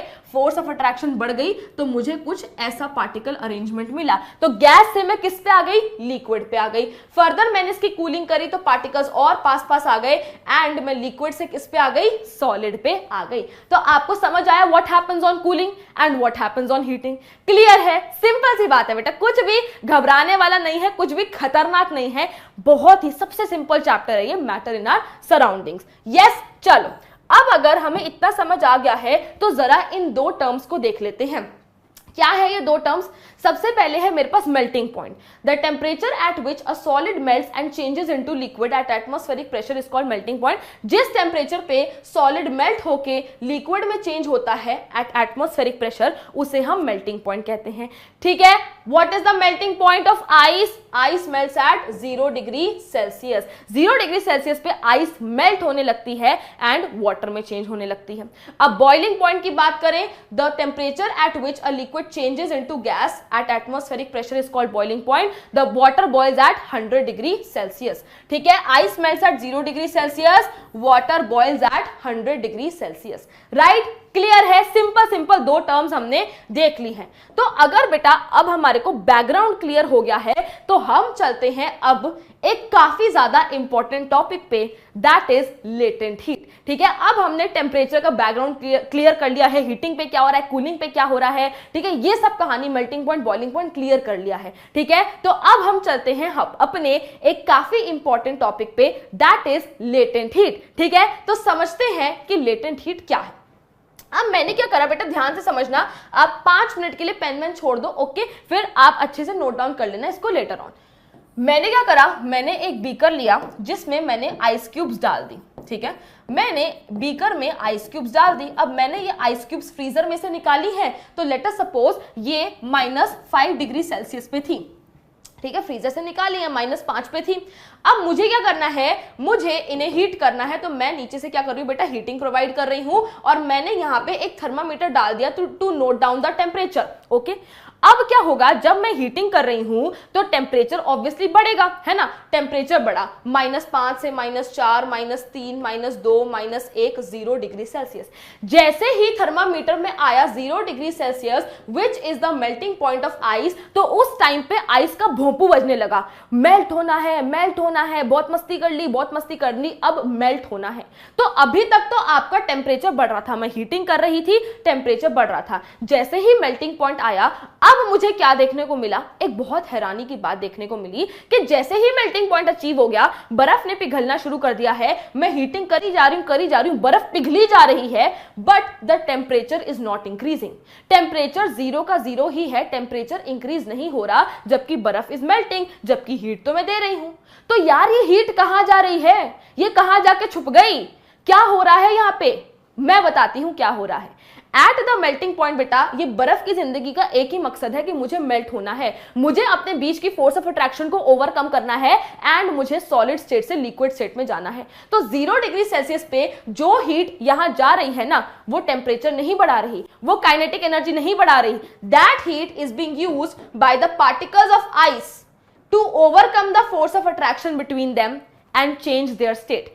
फिर से मैं रिपीट कर रही हूं, ये जो हीट मेल्टिंग पॉइंट के दौरान जो हीट सिस्टम में जा रही है, वो टेम्परेचर नहीं बढ़ा रही, वो काइनेटिक एनर्जी नहीं बढ़ा रही। That heat is being used by the particles of ice to overcome the force of attraction between them and change into liquid state, that is water।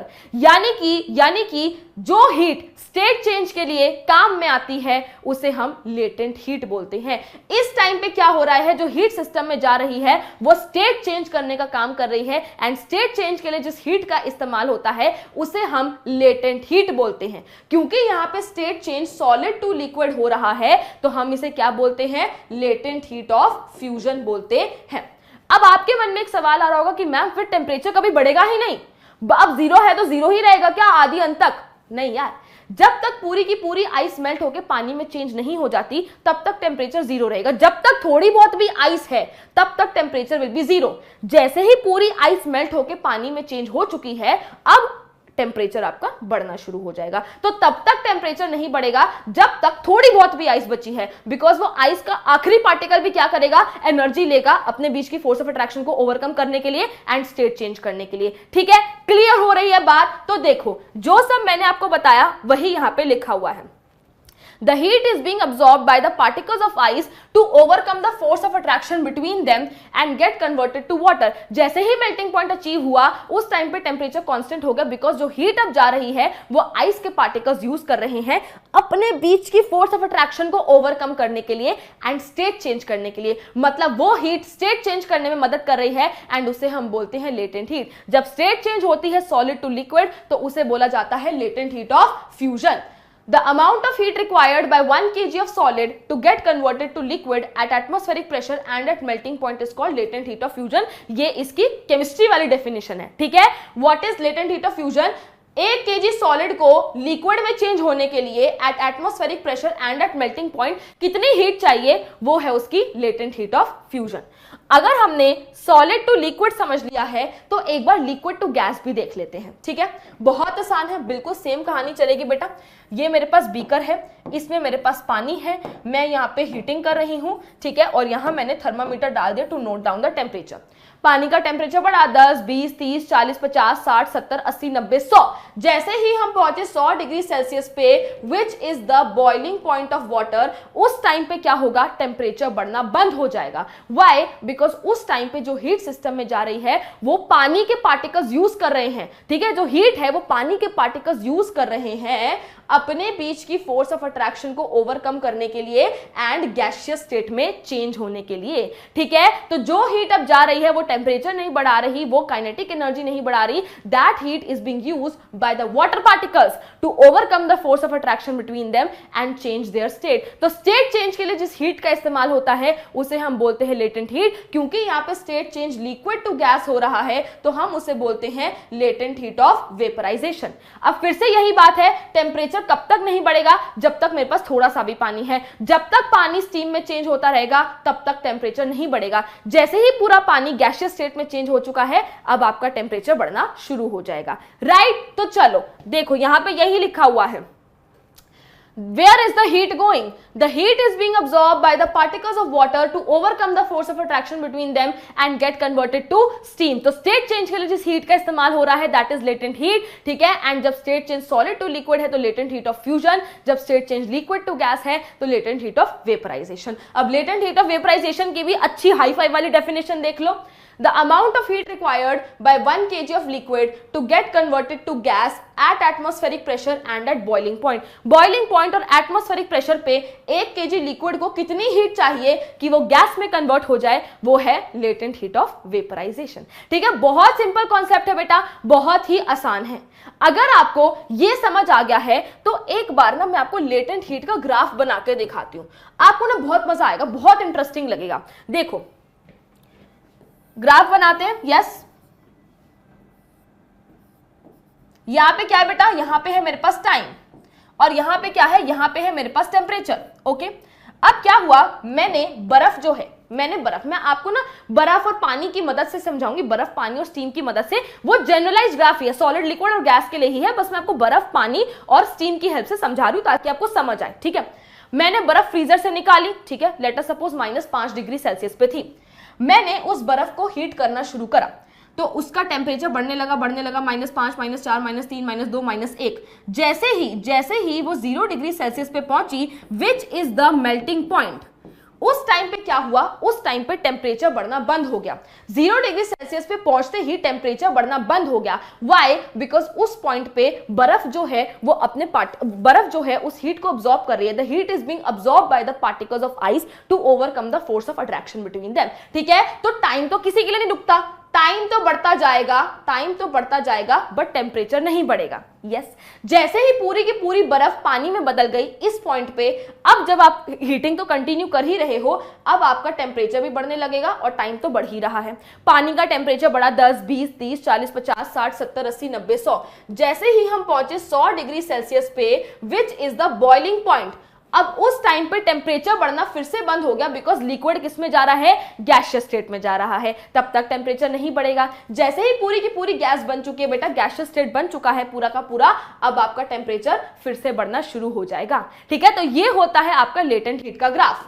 तो अब अगर मैं इसको लेबल करूं तो यहां पे मेरे पास क्या था, यहां पे मेरे पास सिर्फ बर्फ थी, यहां मेरे पास सिर्फ सॉलिड स्टेट है, बर्फ का टेम्परेचर बढ़ रहा है बढ़ रहा है बढ़ रहा है, बट अभी वो पिघल नहीं रही है। पिघलेगी कब, वो मेल्टिंग पॉइंट पे। जैसे ही मेल्टिंग पॉइंट अचीव हुआ, solid has started changing into liquid. तो इस पॉइंट पे मेरे पास बर्फ भी है और मेरे पास पानी भी। भाई चुटकी बजाते ही तो पूरी बर्फ नहीं पिघल जाती ना, टाइम लगता है। तो तब तक टेम्परेचर आपका कांस्टेंट रहेगा जब तक आपकी जो बर्फ है वो पानी में चेंज हो रही है। जैसे ही इस पॉइंट पे आपका पूरा पानी बन गया तो यहां पे आपका सिर्फ वाटर है, the temperature is increasing. Water का टेम्परेचर 10, 20, 30, 40, 50 इंक्रीज हो रहा है। जैसे ही वाटर अपने बॉइलिंग पॉइंट पे पहुंचा, अब क्या होगा, water will start changing into the gaseous state, steam में चेंज होने लगेगा, दो the temperature will become constant. जैसे ही पूरी गैसियस स्टेट बन चुकी है, अब आपका टेम्परेचर फिर से बढ़ना शुरू हो जाएगा। तो बहुत ध्यान से देखना, ये सॉलिड, ये लिक्विड, ये गैस, इन वाली लाइंस पे आपके पास सॉलिड लिक्विड दोनों होता है, लिक्विड और गैस दोनों होता है।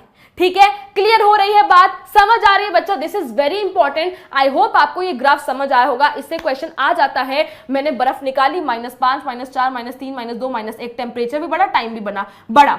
मेल्टिंग पॉइंट पे आते ही टेम्परेचर बढ़ना बंद हो गया, तो सीधी लाइन आ गई। क्यों बढ़ना बंद हो गया? Because solid is changing into liquid. जैसे ही पूरा लिक्विड बन गया, अब फिर से टेम्परेचर बढ़ेगा।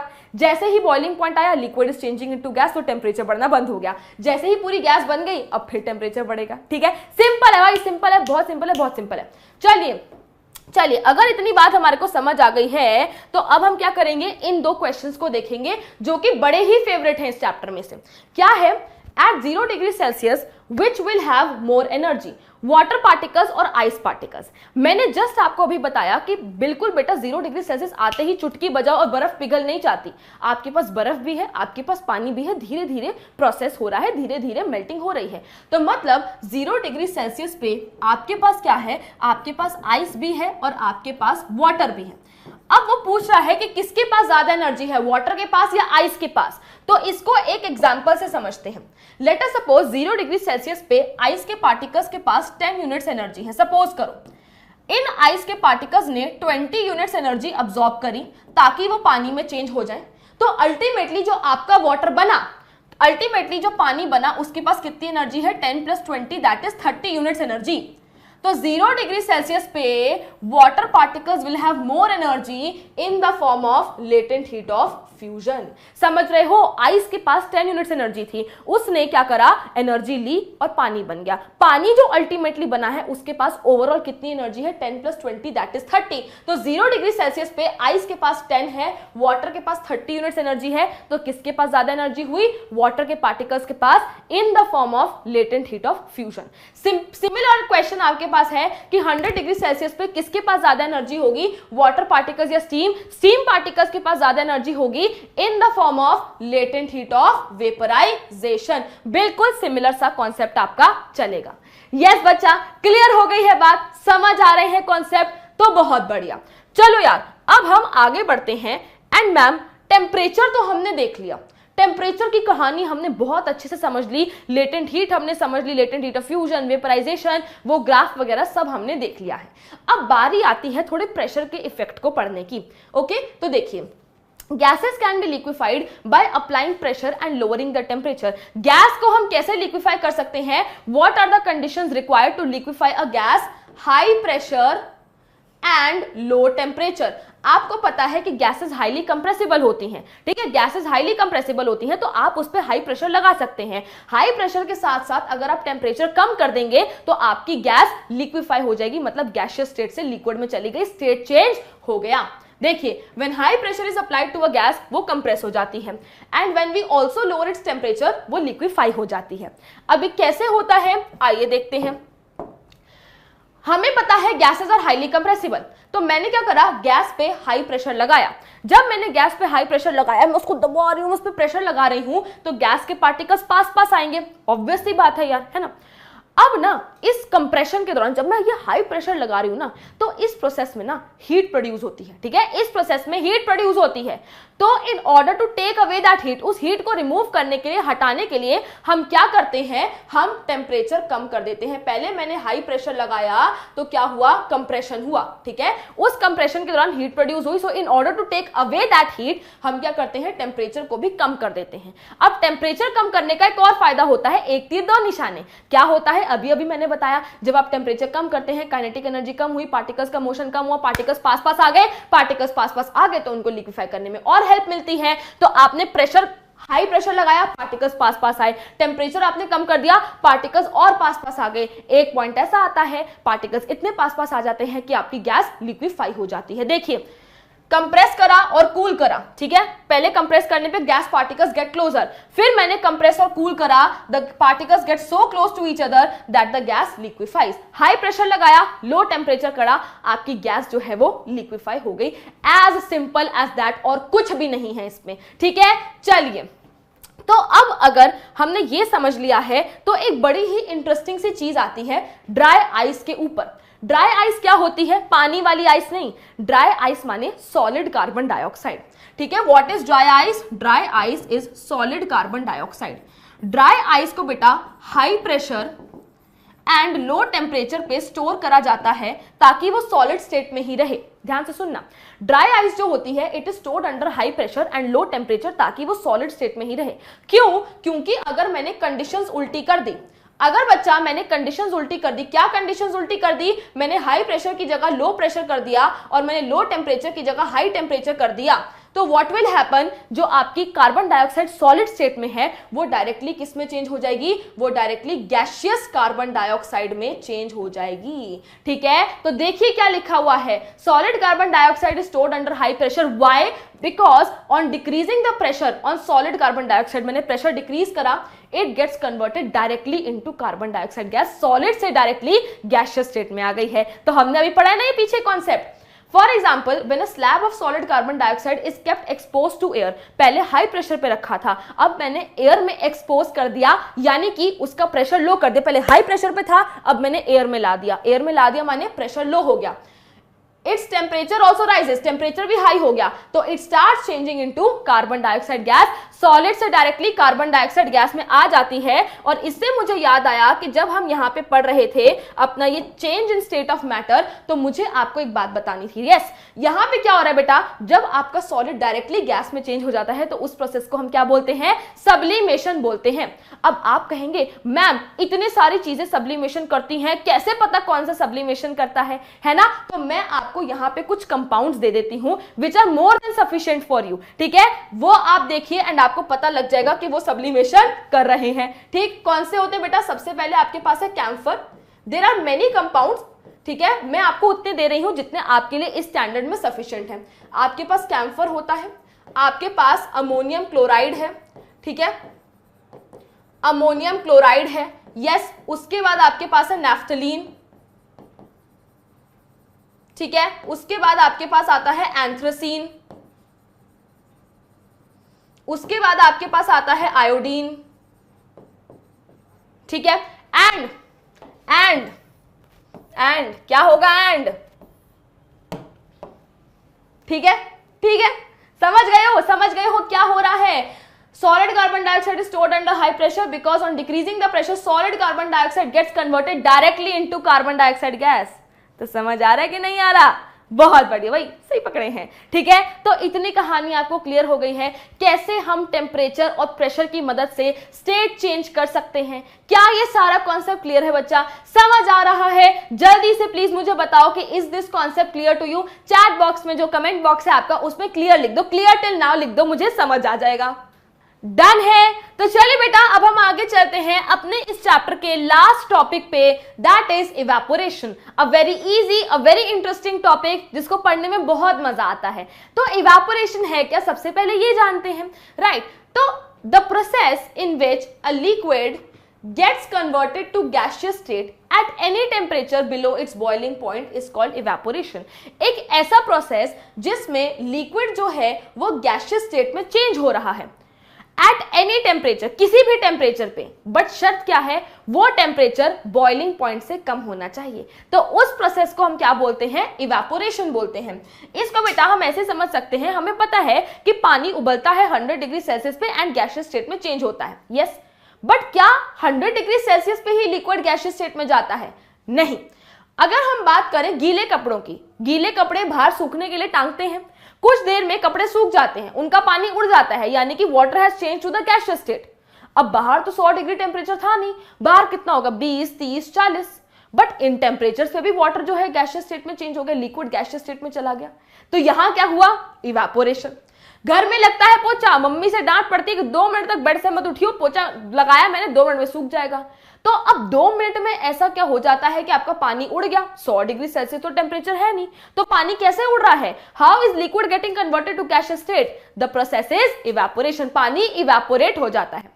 बात करें अगर हम सीजनल रिवर्स की, आपने देखा होगा बेटा कुछ आपकी सीजनल रिवर्स होती हैं जो बारिशों के टाइम इतनी बड़ी बड़ी फ्लो करती, इतनी चौड़ी, इतनी वाइड फ्लो करती हैं, बट जब गर्मियों का मौसम आता तो बेचारी चिन्नी सी रह जाती हैं। तो इतना लाखों हजारों लीटर पानी कहां चला गया, 100 डिग्री सेल्सियस तो नहीं हुआ ना टेम्परेचर, फिर भी उड़ गया। So what is happening, the process of evaporation is happening. तो एग्जांपल्स हो गया आपके वेट क्लोथ्स हो गया, या फिर आपका वेट फ्लोर हो गया, या फिर आपकी सीजनल रिवर्स हो गई, यस। तो इवेपोरेशन क्या है, the process in which liquid is changing into gaseous state at any temperature, शर्त क्या है, below its boiling point, that process is known as evaporation।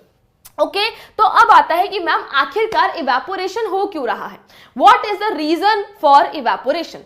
देखिए बेटा हमें पता है कि particles of matter are continuously moving, बिल्कुल क्लास के स्टार्टिंग में ये पढ़ा था। अब ये जो पार्टिकल्स है ना, ये सारे एक ही स्पीड में मूव नहीं करे कि ये यहां गया तो बकरी की तरह मैं करके ये यहां चले गए, ये पार्टिकल यहां गए तो मैं करके यहां चले गए, नहीं। ये जो पार्टिकल्स होते हैं वो अपनी अलग अलग स्पीड पे मूव कर रहे होते हैं, रैंडमली इधर उधर मूव कर रहे होते हैं, उनकी स्पीड अलग होती है, उनकी काइनेटिक एनर्जीज अलग अलग होती हैं। तो देखिए particles of matter have different kinetic energies, yes ma'am आपने समझाया। अब होता क्या है, what happens is, late us suppose बेटा यहां पे मेरे पास पानी है, पानी क्या है, पानी मैटर है, पानी मैटर है तो उसके पार्टिकल्स होंगे ऑब्वियसली, ठीक है। अब क्या होता है, ये जो पार्टिकल्स है, ठीक है, इसको थोड़ा सा और एक मिनट रुको, एक सेकेंड, ठीक है। व्हाट इज वाटर, वाटर आपका मैटर है, matter is made up of particles and ये पार्टिकल्स आपके कॉन्टिन्यूसली मूव कर रहे हैं, रैंडम मूव कर रहे हैं, इनकी एनर्जीज जो है काइनेटिक एनर्जीज अलग अलग हैं। अब क्या होता है बेटा कि ये पार्टिकल्स जब एक दूसरे से टकराते हैं, है ना, दे आर रैंडमली मूविंग, तो ये एक दूसरे से टकराते भी हैं। तो क्या होता है बेटा, जब ये एक दूसरे से टकराते हैं ना, ये अपनी एनर्जी जो है टकराने के बाद दे देते हैं सामने वाले को। Now what is happening, suppose करो ये वाला जो पार्टिकल है, ये वाला जो पार्टिकल है जो नीचे है, इसको क्या बोलते हैं बेटा, इसको बोलते हैं हम बल्क, और ये क्या होती है, आपकी सरफेस होती है, ठीक है। तो लेट अस सपोज बल्क में मेरे पास कोई पार्टिकल है, वो इधर उधर मूव कर रहा है, वो आसपास अपने पार्टिकल से टकरा रहा है और उनको अपनी एनर्जी दे रहा है। तो ये इससे टकराया, एनर्जी दे दी, इससे टकराया, इससे टकराया, इससे टकराया, ऊपर वाले पार्टिकल को, सरफेस के पार्टिकल्स को एनर्जी दे दी। अब सरफेस के ऊपर तो और वाटर पार्टिकल्स है नहीं ना, सरफेस के ऊपर तो और वाटर पार्टिकल्स है नहीं कि वो उनसे टकराए, उनको अपनी एनर्जी दे दे। तो क्या होता है बेटा, ऐसे इन रैंडम मोशंस की वजह से, इन डिफरेंट काइनेटिक एनर्जीज की वजह से क्या होता है कि जो सरफेस के पार्टिकल्स होते हैं उनकी काइनेटिक एनर्जी ज्यादा हो जाती है, उनकी काइनेटिक एनर्जी ज्यादा हो जाती है एंड एक पॉइंट ऐसा आता है उनमें इतनी एनर्जी आ जाती है that these particles are able to overcome the force of attraction between them and change their state, यानी कि लिक्विड से गैसियस स्टेट में चले जाते हैं। तो क्या हुआ, पार्टिकल्स जो हैं उनकी डिफरेंट काइनेटिक एनर्जीज है, वो रैंडमली इधर उधर मूव कर रहे हैं, वो टकरा रहे हैं, अपनी एनर्जी ट्रांसफर कर रहे हैं। अब सरफेस के पार्टिकल्स के ऊपर और वाटर पार्टिकल्स तो है नहीं कि वो और अपनी एनर्जी ट्रांसफर करते, तो ऐसे टकराते टकराते टकराते टकराते क्या होता है, सरफेस के पार्टिकल्स की काइनेटिक एनर्जी ग्रेटर हो जाती है, हायर हो जाती है। एक पॉइंट ऐसा आता है, इतनी हायर हो जाती है that they are able to overcome the force of attraction between them and few few few उड़ जाते हैं, ठीक है, गैसियस स्टेट में चेंज हो गए। तो देखो particles of matter have different kinetic energies, some particles at the surface of liquid have greater kinetic energy than others, therefore they are able to overcome the force of attraction between them and get converted to gaseous state। yes, तो समझ आ गया कि evaporation हो क्यों रहा है, clear है, what is the reason behind evaporation, different kinetic energies, yes, as simple as that। बहुत बढ़िया, समझ आ गया है। तो चलिए अब अगर हमने इवेपोरेशन पढ़ लिया क्या होता है, रीजन फॉर इवेपोरेशन जान लिया, so now let us see the factors affecting evaporation. तो सबसे पहला फैक्टर क्या होता है बेटा, सरफेस एरिया। इवेपोरेशन क्या है, evaporation is a surface phenomena, surface से होता है ना। इवेपोरेशन क्या होता है, इवेपोरेशन एक सरफेस फिनोमिना होता है।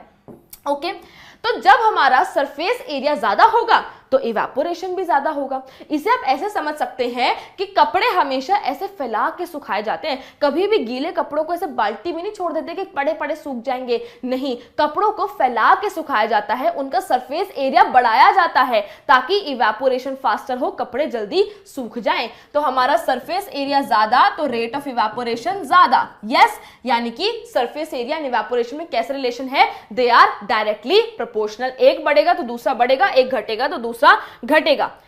यही जैसे मैंने आपको बताया, कपड़े को फैला के सुखाओगे तो उसका सरफेस एरिया ज्यादा होगा, इवेपोरेशन ज्यादा होगी, कपड़ा जल्दी सूख जाएगा। यही गुचड़ मुचड़ करके उसको सुखाओगे तो सरफेस एरिया कम है, रेट ऑफ इवेपोरेशन कम है, टाइम लगेगा सूखने में। ठीक, चलिए नेक्स्ट फैक्टर देखते हैं, टेम्परेचर। अब आप मुझे बताओ कि गर्मियों के मौसम में कपड़े ज्यादा जल्दी सूखते हैं या सर्दियों के मौसम में? ऑब्वियसली बात है, गर्मियों के मौसम में कपड़े जल्दी सूखते हैं। ऐसा इसलिए होता है क्योंकि गर्मियों के मौसम में टेम्परेचर आपका हाई है। टेम्परेचर हाई है बेटा, काइनेटिक एनर्जी जो है वो हाई है, काइनेटिक एनर्जी हाई है, पार्टिकल्स झटपट अपनी फोर्स ऑफ अट्रैक्शन को ओवरकम कर जाते हैं एंड इवेपोरेशन झटपट हो जाता है। सो टेम्परेचर आपका हाई, एनर्जी आपका हाई, तो इवेपोरेशन भी क्या होती है आपकी, बढ़ जाती है। तो इसीलिए जो गर्मी के मौसम में कपड़े हैं वो जल्दी सूखते हैं बजाय कि सर्दी के मौसम में। ठीक है, तो टेम्परेचर में हम क्या लिख सकते हैं, टेम्परेचर आपका ज्यादा तो इवेपोरेशन ज्यादा, टेम्परेचर आपका कम तो इवेपोरेशन आपका कम। तो यहां पे भी कैसे रिलेशन है, they are directly proportional. Right, moving on to humidity. Humidity क्या होता है बेटा, humidity is the amount of water vapour present in air. Air में आपका वाटर वेपर होता है। मैम कैसे मान ले होता है ना, आपने बोल दे तो मान ले, भाई मनवा देते हैं यार। ठीक है, ये मैं आपसे अभी क्लास में स्टार्टिंग में भी डिस्कस कर चुकी हूं कि जब भी हमारे पास कोई ठंडा ग्लास होता है जिसमें बहुत सारी बर्फ होती है, तो थोड़ी देर बाद हमें देखने को मिलता है कि वाटर ड्रॉपलेट्स जो होती हैं they are form on the outer surface, है ना। तो ऐसा क्यों होता है, बर्फ वगैरह होने की वजह से ये जो ग्लास का सरफेस है इट बिकम्स वेरी कोल्ड। अब आसपास क्या है बेटा, आसपास आपकी एयर है, एयर में वाटर वेपर है। ठीक है, तो जब ये वाटर वेपर कोल्ड सरफेस से टकराता है तो what happens is it condenses. ठीक है, water vapour it is a gaseous state, जब ये कूल डाउन होता है तो ये कंडेंस हो जाता है and it changes into the liquid state and ये वाटर ड्रॉपलेट्स जो है आपको देखने को मिलती हैं। तो ये वाटर ड्रॉपलेट्स देखने को मिल रही है, इट मींस कि हवा में वाटर वेपर है। ठीक है, तो देखो there is always some water vapour in the air around us which we can not see, पर हमने आपको सी करवा दिया। यस, तो अब ह्यूमिडिटी क्या है, humidity is the amount of water vapour present in air. अब जिस दिन बहुत ही ज्यादा ह्यूमिड डे है ना, बारिशें होती हैं, बड़ा उमस हो जाता है, उमस भरा वातावरण हो जाता है, तो उस टाइम पे कपड़े सूखना मुश्किल है ना। कपड़ों की मदद से पूरा एक्सप्लेन कर दूंगी मैं इवेपोरेशन तुम्हें। जब ह्यूमिडिटी ज्यादा होती है, ऑलरेडी हवा में बहुत ज्यादा अमाउंट ऑफ वाटर वेपर है, तो जब कपड़े सूखेंगे, कपड़े सूखते समय क्या कर रहे हैं, अपना जो वाटर है उसको गैसियस स्टेट में चेंज कर रहे हैं, वाटर वेपर में चेंज कर रहे हैं। ठीक है, अब हवा में ऑलरेडी पहले से बहुत सारा वाटर वेपर है यार, तो जो कपड़ों से वाटर वेपर निकलेगा वो कहां जाएगा, the air can hold only a definite amount of water vapour in it. ठीक है, ऐसे नहीं कि आन दो बहुत जगह है, नहीं भाई बहुत जगह नहीं है। ठीक है, सो अगर ऑलरेडी वाटर वेपर की क्वांटिटी ज्यादा है तो जो इवेपोरेशन से वाटर वेपर निकल रहा है वो कहां जाएगा, ठीक है, उसके पास जगह ही नहीं है, तो इवेपोरेशन का जो रेट है वो स्लो डाउन हो जाता है। तो इसीलिए जब आपकी ह्यूमिडिटी ज्यादा होती है तो इवेपोरेशन कम हो जाती है, ह्यूमिडिटी आपकी कम है तो इवेपोरेशन ज्यादा हो जाती है। ठीक है, ह्यूमिडिटी अगर आपकी कम है, हवा में वाटर वेपर की क्वांटिटी कम है, भर भर के इवेपोरेशन होगा, होन दो बहुत जगह है। ठीक है, यस, तो इसलिए यहां पे कैसे रिलेशन है बेटा, दे आर इनवर्सली प्रोपोर्शनल, एक बढ़ा तो दूसरा घटा। Right, moving on to the next factor that is wind. जब हवा बहुत तेज चल रही होती है या फिर शू शू शू हवा चल रही है तो कपड़े जल्दी सूख जाते हैं, बट जिस दिन हवा नहीं चलती तो कपड़े सूखने में टाइम लगता है ना। मतलब नॉर्मली आप ऐसे देखो कि वैसे तो कपड़े नॉर्मली सूख रहे हैं, बट जिस दिन हवा चलती है कपड़े और जल्दी सूख जाते हैं। सो व्हाट इज हैपनिंग, जब आपकी विंड है, जब आपकी विंड स्पीड ज्यादा है तो आपका इवेपोरेशन ज्यादा होता है, कपड़े झटपट सूख जाते हैं। ठीक है, नाउ व्हाट इज हैपनिंग बेटा, क्या होता है, मैंने अभी आपको बताया कि हवा में वाटर वेपर है, तो लेट अस सपोज यहाँ पे जो है इसके आसपास बहुत सारा भर भर के वाटर वेपर है, भर भर के वाटर वेपर है। इस कपड़े को सूखना है, इस कपड़े को अपना वाटर वेपर में चेंज करना है। इसने ऊपर देखा, अरे यार इतना सारा वाटर वेपर है, कैसे मैं इवेपोरेट हूँ, भगवान मदद करो मेरी। तो भगवान ने क्या करा, भगवान ने हवा चला दी। व्हेन द विंड ब्लोज बेटा it takes the water vapour away with it. जो विंड बही वो अपने साथ काफी हद तक वाटर वेपर को उड़ा के ले गई। अब जब इस कपड़े ने ऊपर देखा, इसने कहा वाह यार खाली खाली सा लग रहा है, चलो यार इवेपोरेशन कर लेता हूँ झटपट। एंड इवेपोरेशन झटपट हो जाता है, कपड़ा आपका सूख जाता है, ठीक है। इसीलिए आपकी विंड स्पीड ज्यादा तो इवेपोरेशन आपकी फास्टर हो जाती है। दैट मींस विंड स्पीड ज्यादा, इवेपोरेशन का रेट ज्यादा। यहां पे भी कैसा रिलेशन है, डायरेक्टली प्रोपोर्शनल, राइट। तो क्या मैं लिख सकती हूं कि अगर मैं बात करती हूं फैक्टर्स अफेक्टिंग इवेपोरेशन की, तो सरफेस एरिया आपका ज्यादा तो इवेपोरेशन आपका ज्यादा, टेम्परेचर आपका ज्यादा, इवेपोरेशन आपका ज्यादा, विंड स्पीड आपकी ज्यादा, इवेपोरेशन आपका ज्यादा। बट अगर ह्यूमिडिटी ज्यादा तो इवेपोरेशन आपका कम।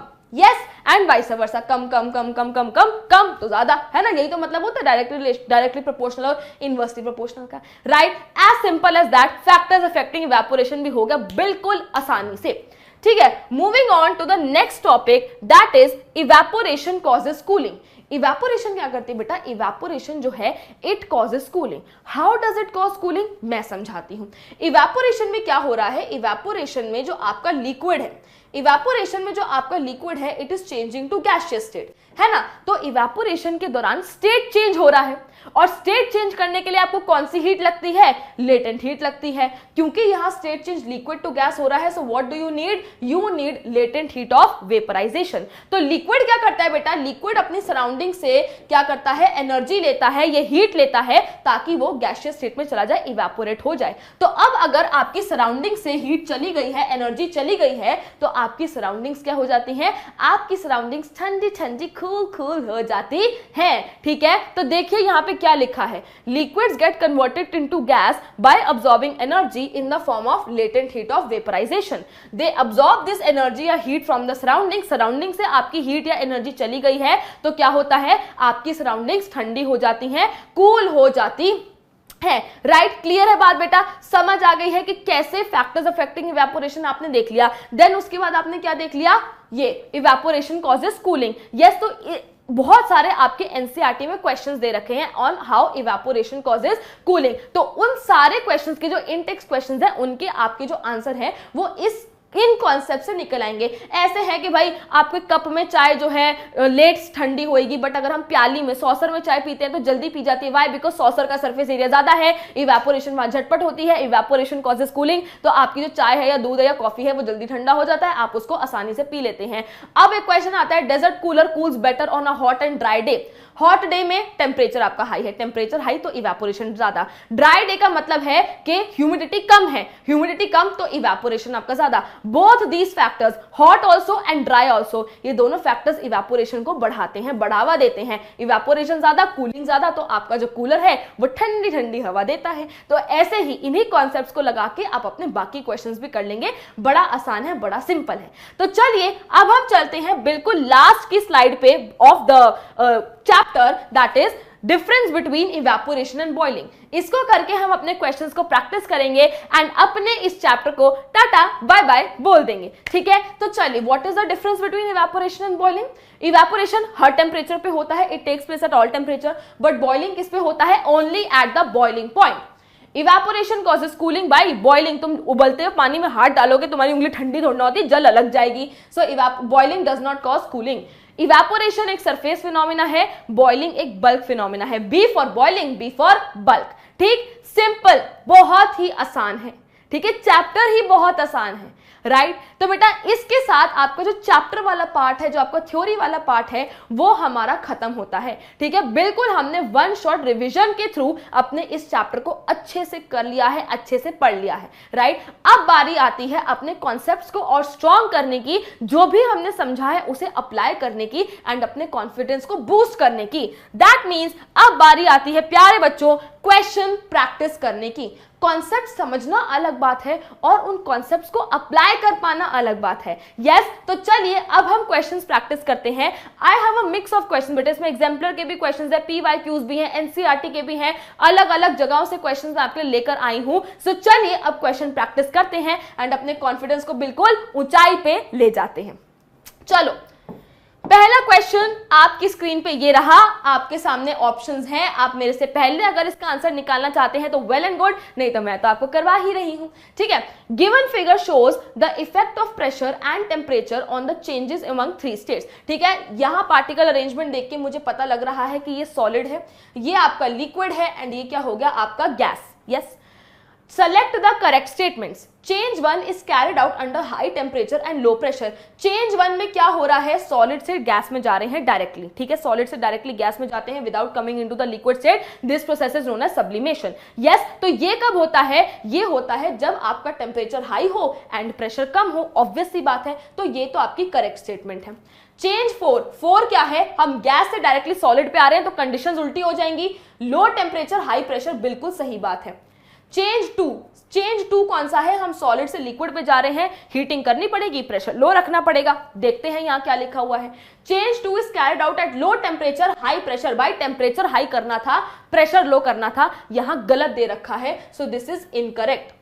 Change 3 is carried out under low temperature high pressure. Change 3 क्या है, लो टेम्परेचर हाई प्रेशर, बिल्कुल सही बात है। तो आपकी करेक्ट स्टेटमेंट कौन सी हो गई, first, second and fourth. First, second and fourth आपको देखने को मिल रहा है ऑप्शन नंबर सी में, तो करेक्ट आंसर है आपका ऑप्शन नंबर सी। राइट बच्चा, चलिए नेक्स्ट क्वेश्चन को देखते हैं। नेक्स्ट क्वेश्चन आपकी स्क्रीन पे ये रहा, ग्राफ में आपको ऑलरेडी करा चुकी हूं, तो अब आपको ये क्वेश्चन ऐसे चुटकियों में आप इसको आंसर कर लेंगे। Diagrams W, X and Y show the particles of a substance are packed at different temperature। ये देख के मुझे पता लग रहा है कि ये गैस है, ये देख के मुझे पता लग रहा है सॉलिड है, और ये लिक्विड का पार्टिकल अरेंजमेंट है। The given graph shows the changes in the state of substance on heating. In which region of the graph would all the particles be packed as Y? वो कह रहा है कि इस ग्राफ में किस जगह आपको ऐसे पार्टिकल्स देखने को मिलेंगे Y की तरह। Y क्या है बेटा, Y है आपकी लिक्विड स्टेट। तो सिंपली क्वेश्चन में वो ये पूछ रहा है कि इस ग्राफ में किस रीजन में आपको सिर्फ लिक्विड देखने को मिलेगा, सॉलिड लिक्विड नहीं होना चाहिए, लिक्विड गैस नहीं होना चाहिए, सिर्फ आपको लिक्विड चाहिए। वो किस रीजन में होता है ये मैं आपको ऑलरेडी बता चुकी हूं, सॉलिड लिक्विड गैस। ये जो आपकी स्लांटिंग लाइंस है उनमें सॉलिड लिक्विड और गैस होता है, ये वाली जो आपकी लाइंस होती हैं इसमें आपका सॉलिड और लिक्विड दोनों होता है, और इसमें आपका लिक्विड और गैस दोनों होता है। तो सिर्फ लिक्विड आपका कहां पे है, रीजन नंबर 3 में है। तो करेक्ट आंसर हो गया आपका ऑप्शन नंबर सी। ठीक है, सिंपल है, बस क्वेश्चन को अब समझना आना चाहिए और कॉन्सेप्ट को अप्लाई करना आना चाहिए। राइट, चलिए बच्चा next question, desert cooler do not work efficiently during rainy season. अभी मैंने समझाया desert cooler cools better on a hot and dry day. Dry day माने ह्यूमिडिटी कम, बट रेनी सीजन में तो ह्यूमिडिटी ज्यादा होती है। Desert cooler do not work efficiently during a rainy season, ये बिल्कुल करेक्ट स्टेटमेंट है, true. Evaporation is a bulk phenomena, ये तो बिल्कुल ही गलत है। Evaporation is a surface phenomena, तो ये तो स्टेटमेंट ही फॉल्स है। तो हमारा करेक्ट आंसर क्या हो गया कि असर्शन आपका ट्रू है बट आपका रीजन क्या है, false. A is true but R is false. ये बिल्कुल सही बात है कि डेजर्ट कूलर ढंग से काम नहीं करते रेनी डे में, क्योंकि रेनी डे में आपकी ह्यूमिडिटी ऑलरेडी हाई है, ह्यूमिडिटी हाई है, रेट ऑफ इवेपोरेशन कम हो गया, कूलिंग कम हो गया, तो ढंग से कहां काम करा कूलर ने, है ना। चलिए next question, You can easily move your hand through water, but in order to move it through a wooden block, you have to be a karate expert। उनका कुछ अपना ही एंगल होता है ना, जिससे वो हाइया करके तोड़ देते हैं, हम तो नहीं कर सकते भाई ये। तो you can easily move your hand through water, ये बिल्कुल सही है, but in order to move it through a wooden block, you have to be a karate expert, true। Particles of liquid are loosely packed as compare to solids, बिल्कुल सही बात है, उनकी force of attraction कम होती है in comparison to solids, तो उनके बीच में स्पेसेस थोड़ी होती हैं, जिसकी वजह से आप अपना हाथ पानी में चला सकते हैं।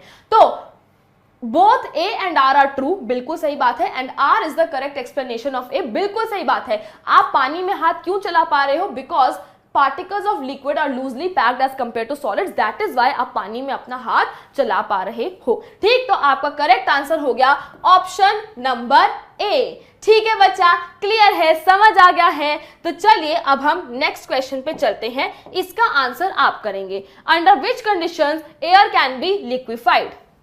ठीक है बच्चा, सोचा इसका आंसर। एयर को लिक्विफाई करने के लिए ऑप्शंस देखने की भी जरूरत नहीं है, you need high pressure and low temperature. Yes, तो high pressure and low temperature, ये रहा आपका option number D, high pressure low temperature air can be liquefied. Next, moving on to the next question, we have What do you understand by particulate nature of matter? Write some characteristics of particles of nature of matter. बच्चा मैंने आपको MCQ type करवाया, मैंने आपको assertion base करवाया, अब मैं आपको डिफरेंट टाइप के क्वेश्चन आंसर्स करवा रही हूं ताकि आपको समझ आए कि आंसर कैसे लिखना है, कितना लिखना होता है, क्वेश्चन ने क्या पूछा और हमें क्या लिखना है। तो what do you understand by particulate nature of matter, इसका मतलब है कि matter is made up of tiny particles. फिर कह रहा है कि इन पार्टिकल्स के कुछ कैरेक्टरिस्टिक्स लिखो, they are very very small, they have spaces between them, they are continuously moving, they attract each other. Yes, tiny particles तो हमने यहीं पे लिख दिया था, तो यहां पे हमने फिर बाकी 3 चीजें लिख दी हैं। क्लियर है बच्चा, समझ आ रहा है कॉन्सेप्ट आपको? चलिए बहुत बढ़िया, moving on to the next question. When a crystal of potassium permanganate is placed in a beaker containing water, its purple color spreads throughout the water. बहुत अच्छे से हमने डिस्कस करा है। What do you conclude from this observation? When the crystals of potassium permanganate are kept in water, the purple colored crystals of potassium permanganate break further into smaller particles that occupy the spaces between the molecules of water, imparting a purple color to water. So this is an example of diffusion. क्या बताया था मैंने? Potassium permanganate के जो particles हैं वो खुद से वाटर के पार्टिकल्स के बीच में जा रहे हैं, उनसे मिक्स हो रहे हैं। Yes, so intermixing of particles of different types of matter on their own is called diffusion. So what is this? An example of diffusion. मैंने पढ़ाया भी था, इमेज भी दिखाई थी। Substance A can take up the shape of any container, has high compressibility. किसी भी container की शेप ले सकता है, ठीक है। Has high compressibility, okay. Can be easily liquefied. इन तीनों प्रॉपर्टीज से हमें क्या पता लग रहा है कि जो सब्सटेंस ए है वो हमारा क्या हो गया? वो हमारा गैस हो गया। Predict the nature of the substance, हमने बता दिया that it is gas. Write some of the properties of this state of matter. बेटा हमने बता दी कि ये गैस है, मैंने आपको टेबल बनवाया है, उसकी शेप के बारे में डिस्कस करा है, उसके वॉल्यूम के बारे में, है ना, उसके टाइप के बारे में, compressibility, force of attraction, spaces between the particles. आप अच्छे से उसको यूज करके अपना आंसर जो है फ्रेम कर सकते हैं। यस, यहाँ पे लिखा भी हुआ है। Moving on, liquids generally have a lower density than solids. मैंने आपको बताया था कि सॉलिड लिक्विड गैस में मैं कंपैरिजन करूं तो जनरली सॉलिड्स की ज्यादा, उससे कम लिक्विड, उससे कम गैस।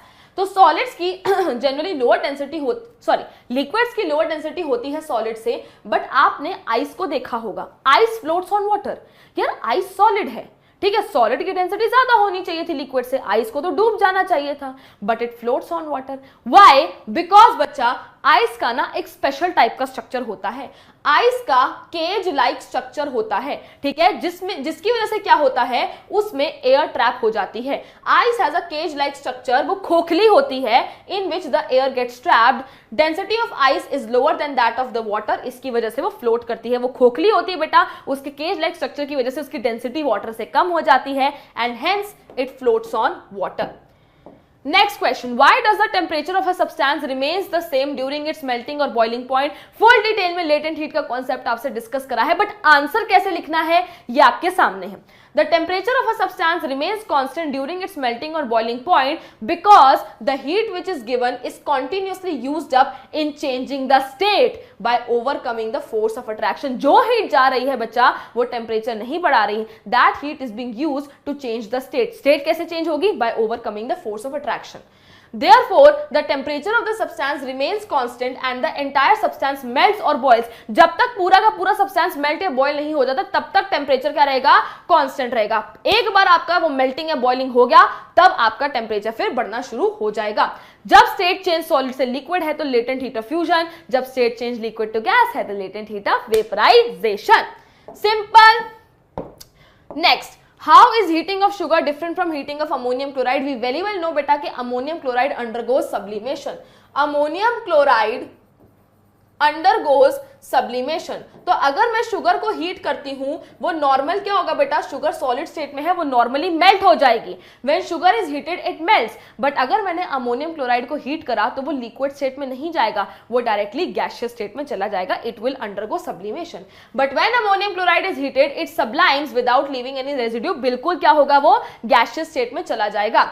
आपने देखा भी होगा, ये एक्सपीरियंस भी करा होगा, जैसे हम जब सर्दियों के कपड़े निकालते हैं, गर्मियों के बेड में रखते हैं, ट्रंक में रखते हैं, तो हम क्या करते हैं? नैफ्थलीन बॉल्स डाल देते हैं कि कपड़ों को कीड़ा ना लगे। जब हम 6 महीने बाद वो बेड खोलते हैं या ट्रंक खोलते हैं तो एकदम से ना एक अजीब सी स्मेल सी आती है, एक भपका सा आता है, ये क्या है ना? और आपको वो नैफ्थलीन बॉल्स कहीं पे भी देखने को नहीं मिलती, पीछे कुछ भी नहीं मिलता, कुछ लिक्विड भी नहीं, कुछ भी नहीं है ना। तो क्या हुआ, नैफ्थलीन बॉल्स जो है दे अंडरगो सब्लिमेशन, वो डायरेक्टली सॉलिड से गैसियस स्टेट में चेंज हो जाती है, right, without leaving any residue. Next question, second last question, doctors always advise to put strips of wet cloth on the forehead of a person having high fever. What is the reason behind this? बेटा जब किसी को high fever होता है, उसका शरीर तप रहा है, बहुत गर्म हो चुका है, तो क्या रखते हैं बेटा, माथे पे कहते हैं गीली पट्टी रखो। अब what happens is गीली पट्टी में पानी है, वो आपकी बॉडी हीट लेके पानी इवेपोरेट होगा, इवेपोरेशन कॉजेस कूलिंग, आपकी बॉडी जो है उसका टेम्परेचर कम होने लगेगा, थोड़ा लो डाउन होने लगेगा, ठीक। So a person's body temperature rises above that of a normal temperature, जब उसको हाई फीवर टेम्परेचर बढ़ जाता है।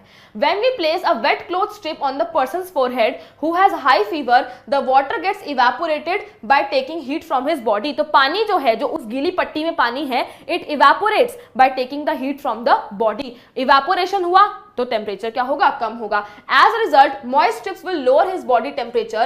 That's why it is advised to put strips of wet cloth on the forehead of the person having high fever. देख रहे हो, science हर जगह है, बस समझने की देर है, ठीक है, उसे पहचानने की देर है, राइट। चलिए, moving on to the last question, my dear students, look at the figure and suggest in which of the following vessels A, B, C or D the rate of evaporation will be highest. ठीक, सबसे पहले अगर हम बात करते हैं factors affecting evaporation की, तो सरफेस एरिया ज्यादा, इवेपोरेशन ज्यादा। ये सब आपके बड़े बड़े कंटेनर है, ये छोटू सा कंटेनर है, इसका सरफेस एरिया कम है, या तो वैसे ही कम होगा। अगर मैं इसकी बात करूं, इसको हमने ढक दिया यार, कैसे ही इवेपोरेशन होगा। बात अगर हम इन दोनों की करें, इन दोनों का सरफेस एरिया बराबर है, तो अब हम क्या देख सकते हैं, हम ये देख सकते हैं कि यहाँ पे पंखा चल रहा है, हमने यहाँ पे विंड स्पीड बढ़ा दी है, विंड स्पीड बढ़ा दी है, तो क्या होगा, इवेपोरेशन फास्टर होगा। ऐसा होता है ना कि जब पोछा लगाते तो सारे घर के पंखे जला देते हैं, पंखे ऑन कर देते हैं कि हवा लगेगी, जल्दी इवेपोरेशन हो जाएगी, पोछा जो लगाया है जल्दी सूख जाएगा। तो किस वेसल में rate of evaporation will be highest? The correct answer will be this one, है ना। इसका सरफेस एरिया भी ज्यादा है, मतलब इसका भी बराबर है इन दोनों का, बट यहां पे हमने एक एक्स्ट्रा चीज लगा दी, घूमता हुआ पंखा, यहां विंड स्पीड है। यस, तो करेक्ट आंसर हो गया आपका ऑप्शन नंबर सी। तो इसी के साथ मेरे प्यारे बच्चों, हम आ गए हैं अपने इस सेशन के एंड पे, ठीक। मैंने आपको प्रॉमिस करा था कि हम जो है वन शॉट में खूब अच्छे से अपने चैप्टर को पढ़ेंगे, सारे उसके कॉन्सेप्ट्स देखेंगे एंड ढेर सारे क्वेश्चन प्रैक्टिस करेंगे। यस, तो बेटा आपका जो ये चैप्टर है मैटर इन आवर सराउंडिंग्स, वो मैंने बहुत अच्छे से आप लोगों को करा दिया है। आई होप कि आपको सब अच्छे से समझ आया होगा, है ना, सारे आपके कॉन्सेप्ट्स क्लियर हो गए होंगे एंड देन उन कॉन्सेप्ट्स को अप्लाई कैसे करना है वो भी आपने सीखा होगा and now your confidence is high, ठीक है। तो अच्छे से मेहनत करनी है बच्चा, खूब अच्छे मार्क्स लाने हैं, अपने पेरेंट्स को, अपने टीचर्स को प्राउड फील करवाना है। तो इसी के साथ हम अपने आज के सेशन को खत्म करते हैं। आई होप कि आपको आज की क्लास में सब समझ आया होगा, मुझसे पढ़ने में मजा आया होगा। That's all for today from my side. Tata, bye bye, सायनारा बच्चों।